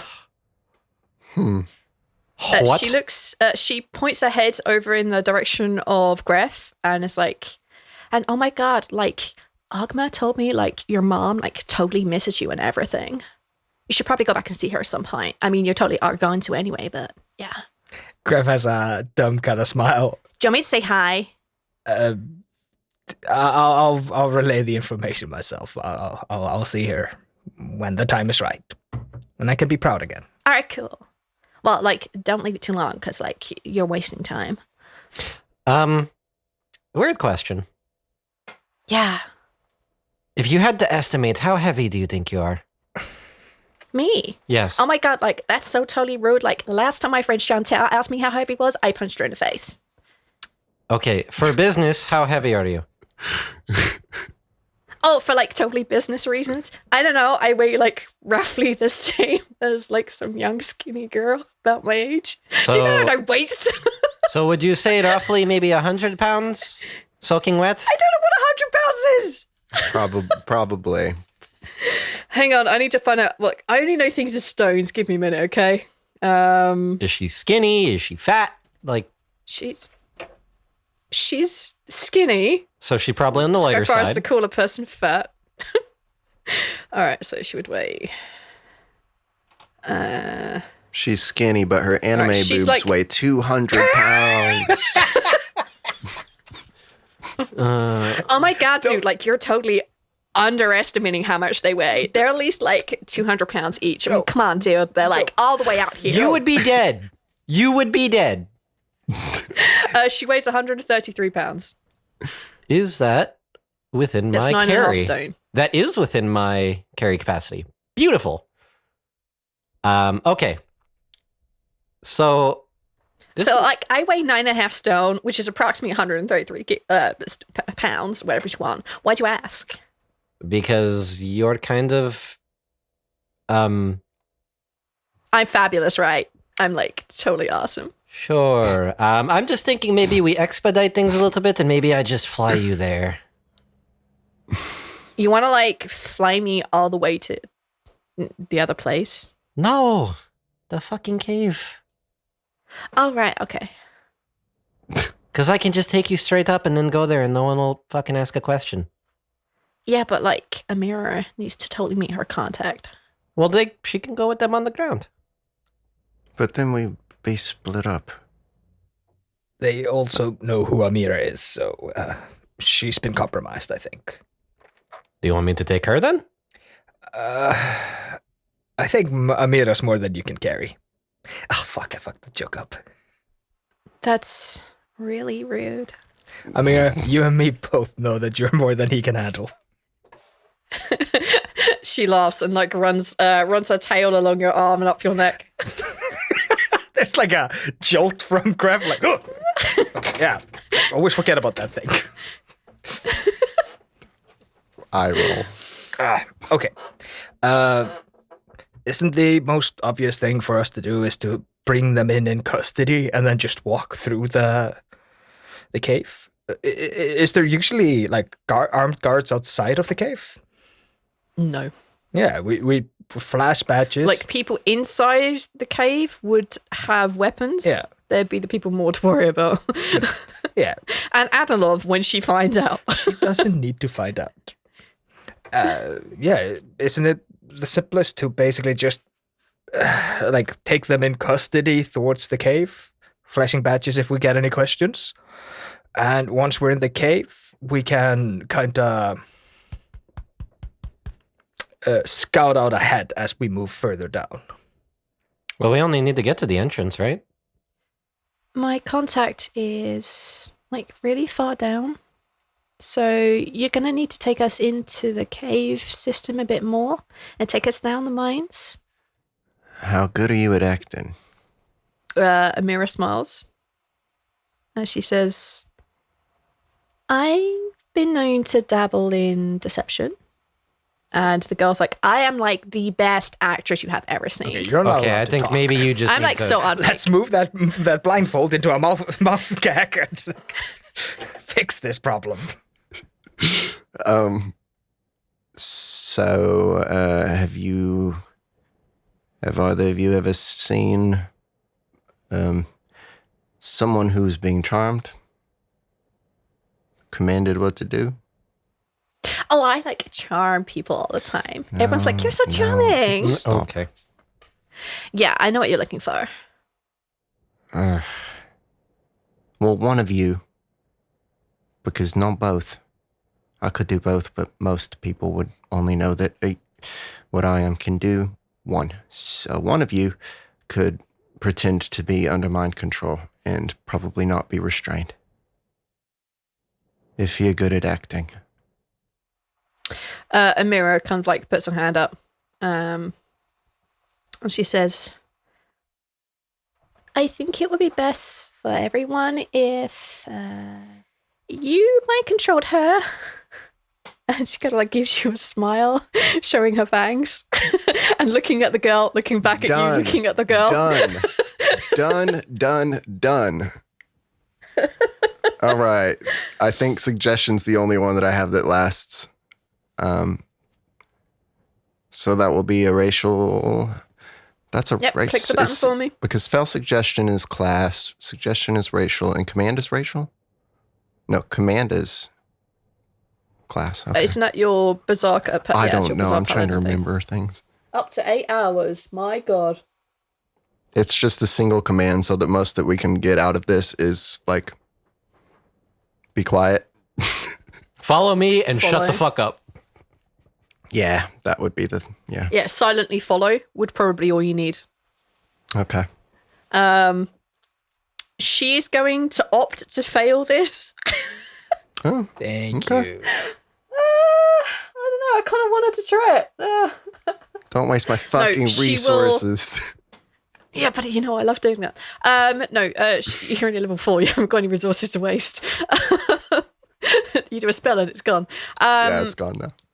Yeah, she will opt to fail this. So she's under your command. She understands that this is important.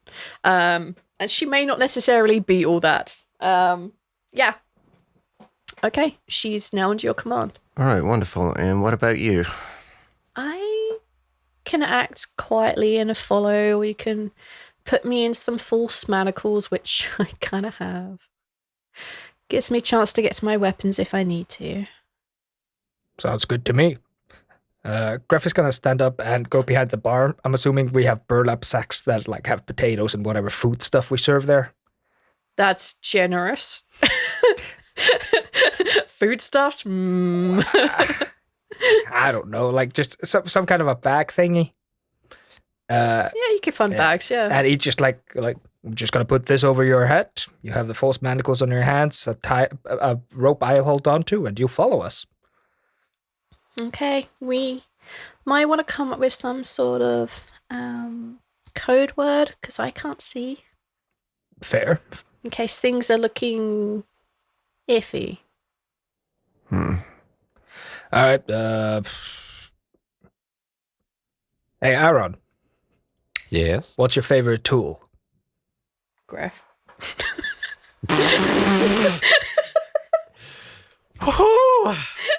Ooh. There needs to be some burn damage involved with that one. Holy shit. Whew. It's hot in here right now, and it's not just the heat. Probably my screwdriver? Yeah. All right, then we're the screwdriver. Sounds fair. Lead on. Okay. As you put the sack over Amira's head, she reaches out with her manacled hands and grabs Greff's shoulder and pulls his ear to her mouth, and she says, "I'm trusting you. But if you fuck us, I will kill you. No qualms." Nobody dies today. And he, pulls the bag down. Okay. What are you guys doing now? We go. Yep. I think we're gonna wander to the cave. Arawn will have his gun out as we're escorting things, so I should look like I'm an armed guard for this sort of thing. Well, it makes sense. You have one person with each prisoner and then you escorting them. Right. Yeah, it will be a fairly easy thing to pull off. You guys get to the gates. You're allowed through. There seems to be absolutely no qualms whatsoever. Yes. As we're approaching the cave, Greff's gonna, we should definitely claim that this is an authorized job, basically just assembly we came across in daily time, as to not involve Adnalov, and if somebody asks questions, she will have a plausible deniability that we ever did anything. Right. So, yeah. A couple of assemblies showed up at my favorite drinking hole. We fucked them up and brought them. If anybody asks. Sounds fine. I agree. You guys make your way to the mine. Bit of a trek, bit of a walk. You don't really come across anyone. The only people you really manage to have to speak to are the people at the gates. And they see your badge. And they're just like, "All right, walk on through, sir, please. Go about your day." And looks like uncomfortably at his companion that they've just gotten through a meeting with the Yunti. They continue about their day. You guys arrive at the mine. Seems fairly quiet when you arrive. You make your way inside. And yeah, you hear more conversations coming from Adnalov's office. You see a couple of the kit members walking around in the little kind of area that's put aside for people who just need to kip over or whatever it is here. Eat, drink, make merry, all this good stuff, or work. You see a fair bunch of them walking around. A few of them nod in your direction and give you a bit of movement, but for the most part, people just ignore you. What do you want to do? Just keep swimming. Just keep swimming. Yeah, pretty much. Keep swimming. Where are you headed to? Well, we saw some of the deeper caves when we were escorted out the other entrance to the horses. That's right, yeah. I'm assuming that the way to the deeper caves would be somewhere along that path, so I'm assuming that's somewhere we're going. Okay. Are you not stopping by your workshop? Absolutely not. We're staying away from that. But didn't you want her to cast non-detection? Yes. They're doing that right now? Well, if you hand her over, she's not going to be able to cast non-detection on your thing, is she? Oh. You hand her over and your non-detection is gone. So this is why I bring it up. Amira has the bag over her head, though, right? Yeah. Then yes.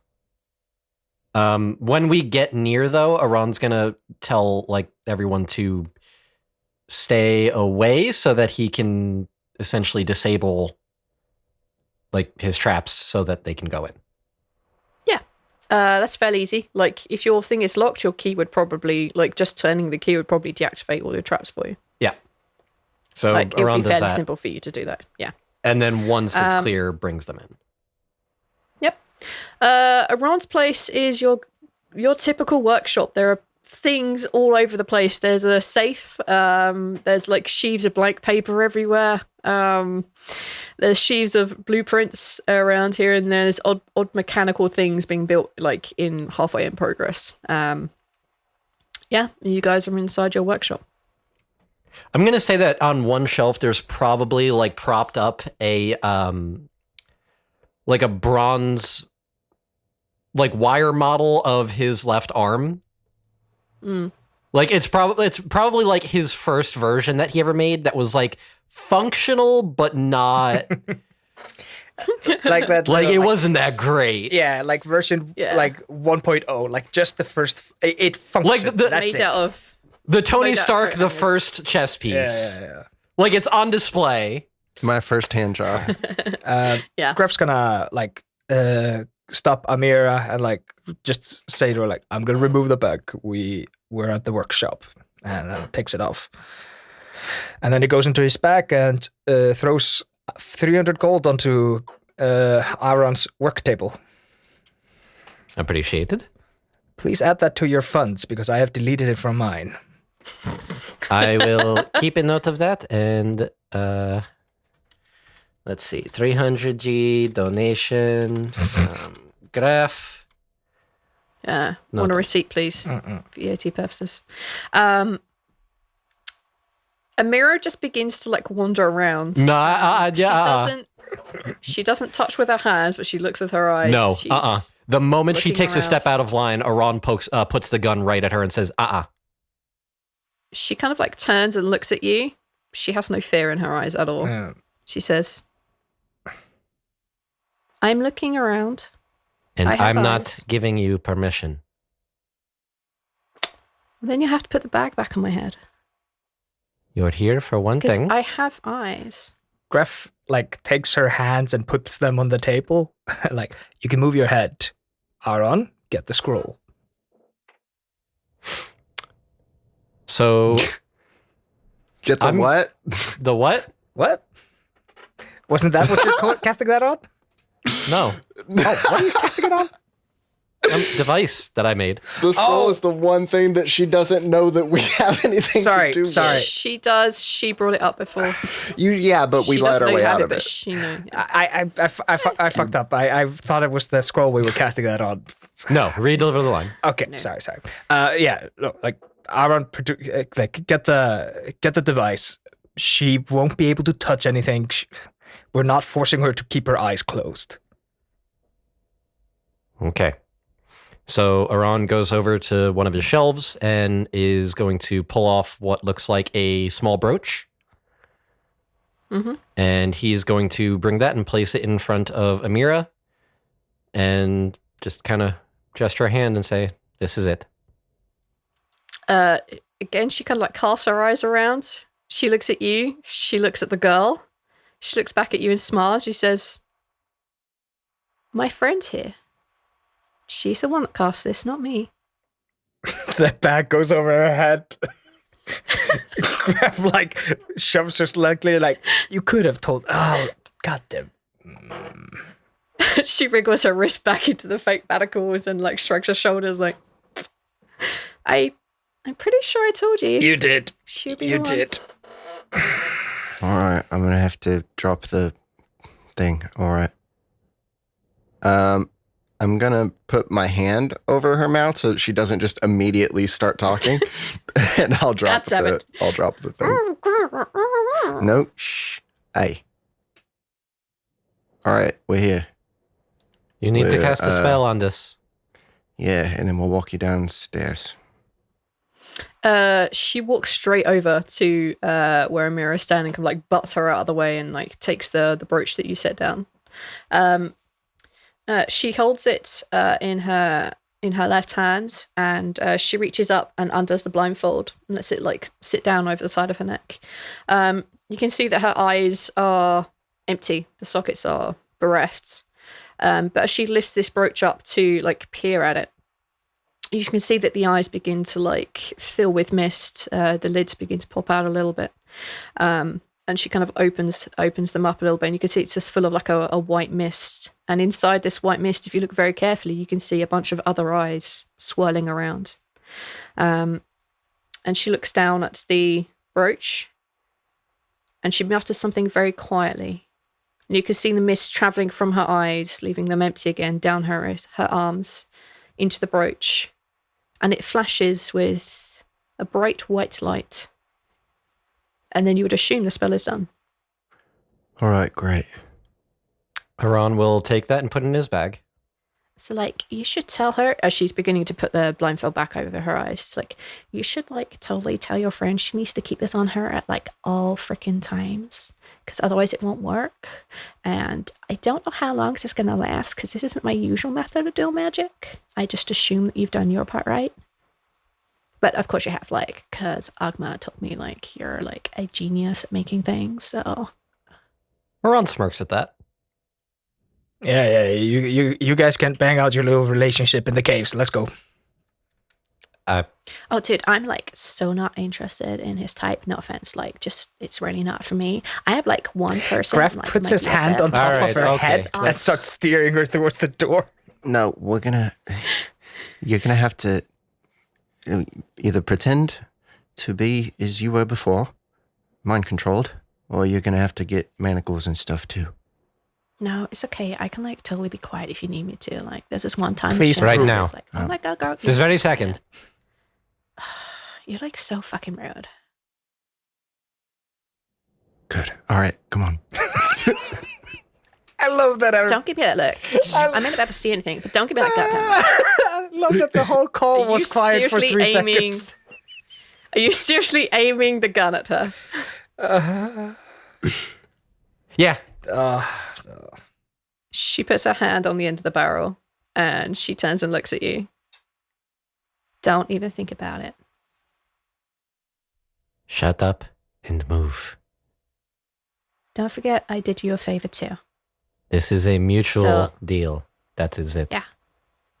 Doesn't mean you have to be a dick about it. That's all I'm saying. Maybe you should learn to lighten up and trust people. And 'cause my we're God, leaving. you And don't we're trust leaving. these We're leaving. fucking We're leaving. idiots. Maybe the Arawn, gun is for show. Let's go. Arawn, please lead the way. Okay. Oh my God, he has like such big trust issues. My God, what a dick. And then when she crosses the threshold, she says nothing. You guys can see Arawn is like gripping his gun so hard. He's just like, all right, let's go. For Adna. And we go. And Arawn triple fucking checks to make sure that all of his shit is locked back up. Yep. Literally, all you need to do is turn a key. Like, there's no real checks needed or anything. It's just your key activates and deactivates your traps. That's it. All right. You guys are making your way. Greff's gonna look around and do like a once over on Amira. If she either has or is missing something she had before. Just a slight little trust thing. Take a, I guess, investigation check. All right. Because you're looking for something very specific. Normal investigation. Boop. That's a 9.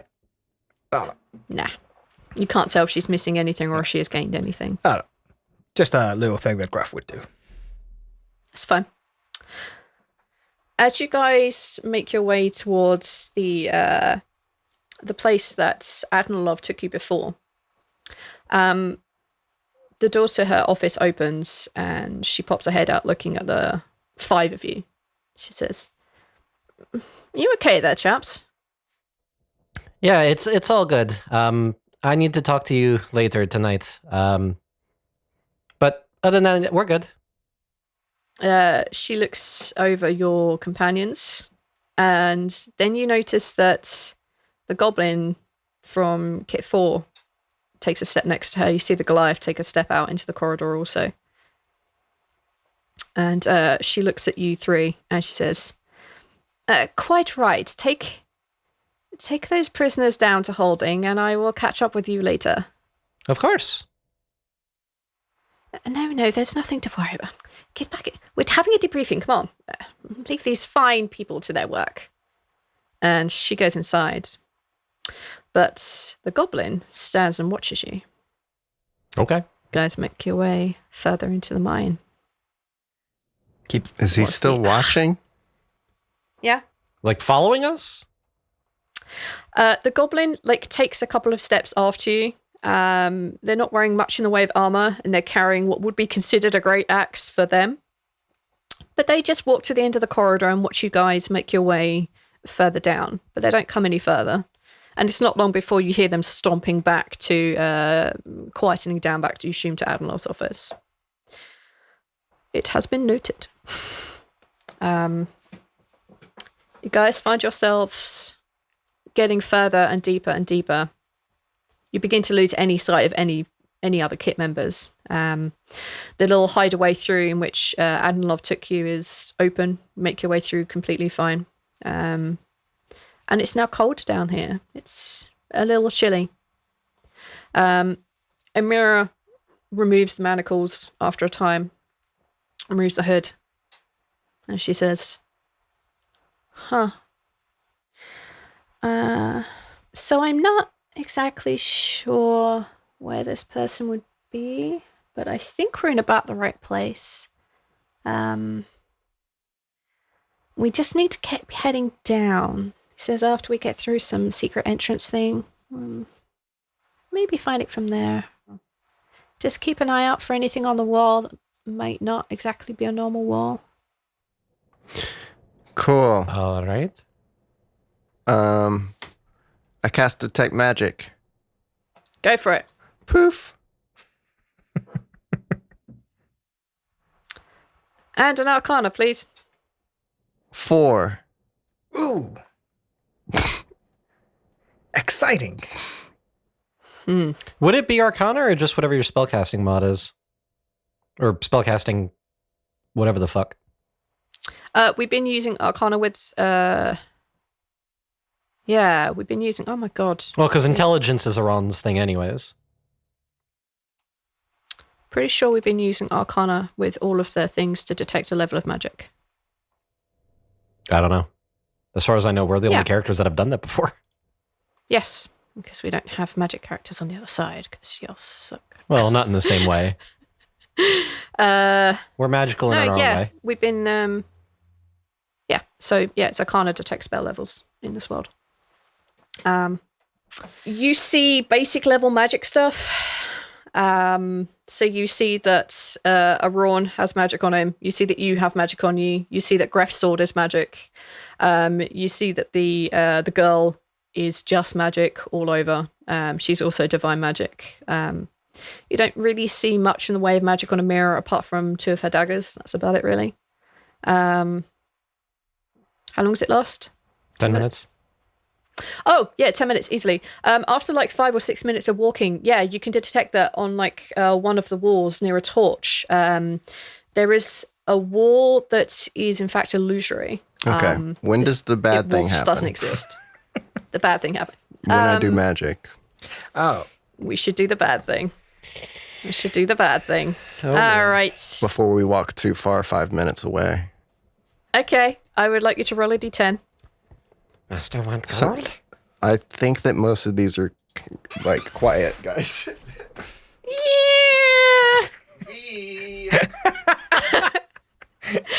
Yeah. Just like Sorry, I read through some of the things and some of these are so dumb. It's an 8. They are all very dumb. Fuck's sake. you create a Is it being quiet? who only knows pain. There's a slight pop nearby, God and damn you it. see this small kind of like dragony type creature. Again? And it has its fingers like, master. No. You want Shh, gold? Stop. I pick it up and I hold its mouth shut with my hand. Shh. Hey. Quit. All right. Okay. You want to just hang out for a while? Here, I'll give you some gold. I give it 10 gold so that it's satisfied. I will give the master gold. Oh my He gives God. the gold back. Okay. You did a good job. All right. But now you're going to have to be real quiet. Okay. I'll put you down. It's okay. Okay. I will be sneaky, getting gold for master. And it's No. like, Oh my he disappears. And you hear little like patting of foot as it like runs away in the opposite direction. And again, in the caves. I'm appreciative. Ivoris has a headache. I'm appreciative you don't do that at the leaky bucket. But I think Adna might start thinking it's not an accident anymore. It's only the second time that one has. It's not always that. Fool me once, shame on me. Fool me twice, I won't be fooled again. For the record, though, you know- when you get the money, if you want to just, Like when Severus's portal gets closed, like all of this weird magic stuff with your magic, it'll just hopefully disappear, right? So this isn't gonna last forever. I'm sorry. But there's a slight downside because like the portal for Severus is over on like Discora, so there's like no way we can affect this right now. Well, maybe I can if I go over there, but What the fuck are you talking about? And also be like when quieter. gods die. Wait. Oh my god, dude! There's like a treasure goblin thing that just I ran the other way. saw a town that was being attacked. Didn't I? I saw a town. Was it being attacked? I saw Chatbot. Okay. You did, yeah, so Chatbot. I saw Yeah, a town like- I've never seen before on the water being attacked. Yeah, like they have a bunch of ports over there. And Is I that think one on of them- Discord? Yeah. Like, Ahmed just like whispered down, it's like, hey, like my buddy Titus told me this thing and it's happening in Chatbox, so yeah. You might want to warn But someone. like hopefully they're gonna like close it down, but if they don't, then you're stuck like this forever. But they should be able to close it down. I mean, like Ahmed's totally convinced they will. Well, I can't go over there. Well, no, but that's not quite our problem right now. But I do need to tell you, like, the next one that dies, like, the portal will probably either be here or going to be on, like, the orc places, but I'm not really sure. Like, the pass hasn't got that far yet. Oh, hey, look, there's the illusory wall. Oh, thank Christ, the plot is here. Yeah. I know. Like, Aquaman was like, I should put the wall right here because this exact moment. Sure. I've tormented Arch enough. Let's put the wall there so that we can move along.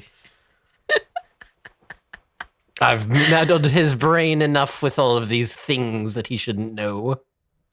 It's like totally funny watching her expression right now. Anyway, as you guys reach this illusory wall, Amira takes a step forward, and she like partially steps through the wall, and you hear her exchange a few words, nonsensical, a random string of words like buttercup potato. The buttercup potato is in the stew. What's in your stew?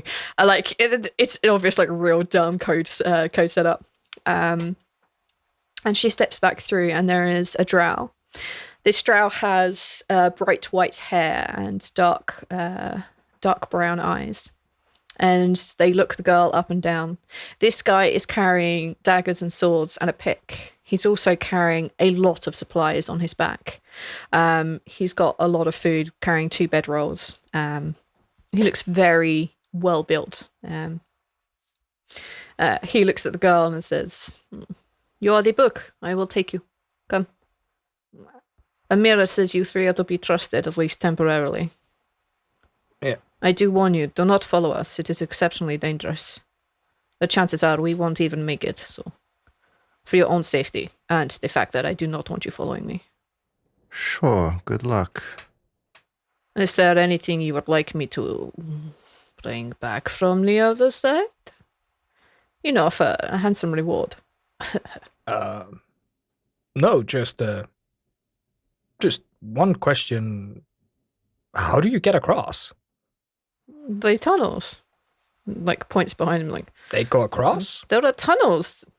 Yes. There are a couple of tunnels that go under the Oka Isles. There's another one that goes under the Great Sea itself. Like, but they were all destroyed, apparently, 5,000 years ago by the Assembly and whatever the equivalent is over there. But we found a way of unblocking them. Although there was a very You bad are the accident a few years Assembly. ago. Yes, well, sort of. I work You for them. blocked the tunnels, so you left these unblocked. No, I say we. I work for the Assembly, but I am not Assembly, not like a mirror here. They pay me to make things from A to B. Oh, Some okay. of us found a way of unblocking the tunnels and making a little coin on the side, you know what I mean? Sure. We smuggle goods and people. This is the first trip since the great collapse a few years ago. We are trying it out. Huh. Well, good luck to you. If we ever need to contact you again, the assembly knows how to? Yeah, provided I am on this side, yeah. Alright. Why? Are you interested in... I mean, you are a Goliath. You probably want to pass very well over there. No, but there are things over there that I understand gets a really good price over here. Money is money. Perhaps you could clue me in and I could get some. We could split the profit. I don't know. I've just heard that there are expensive things over there. I think they have like a fruit or something over there. I don't think fruit would last, but there's... Are you into drugs? No, I'm good. Drugs are for the weak. Your loss. Come on, girl. Call your book, right? Come on. Let's go. Oh my god, dude, you can call me whatever the hell you want, but don't call me the book, because that's a code name. And they go off, and he seems to be responding back to her in kind. Good day, Ivoris here. A strange bit of occurrences happening lately. Not all bad, though. I mean, I wish everything weren't so terrible, but I got something to look forward to now. If you're looking forward to hearing more of these things, we love to hear what you think, and one of the best ways to help us is to tell everyone else that you're enjoying the show. Leave a review wherever you are listening to the podcast. It helps other people find the show, and we certainly love to hear it because we do a lot of work, and we are happy to see everyone so appreciative of it all the time, and we're very grateful for that. So not only do your reviews help someone give the show a chance, but they're also a nice pat on the back to your content creators who work very hard to make the things that you enjoy. So go on to your favorite platform and take a minute to tell your favorite creators how much they mean to you. Thank you so much for listening, and we will see you next month on this one. See you then.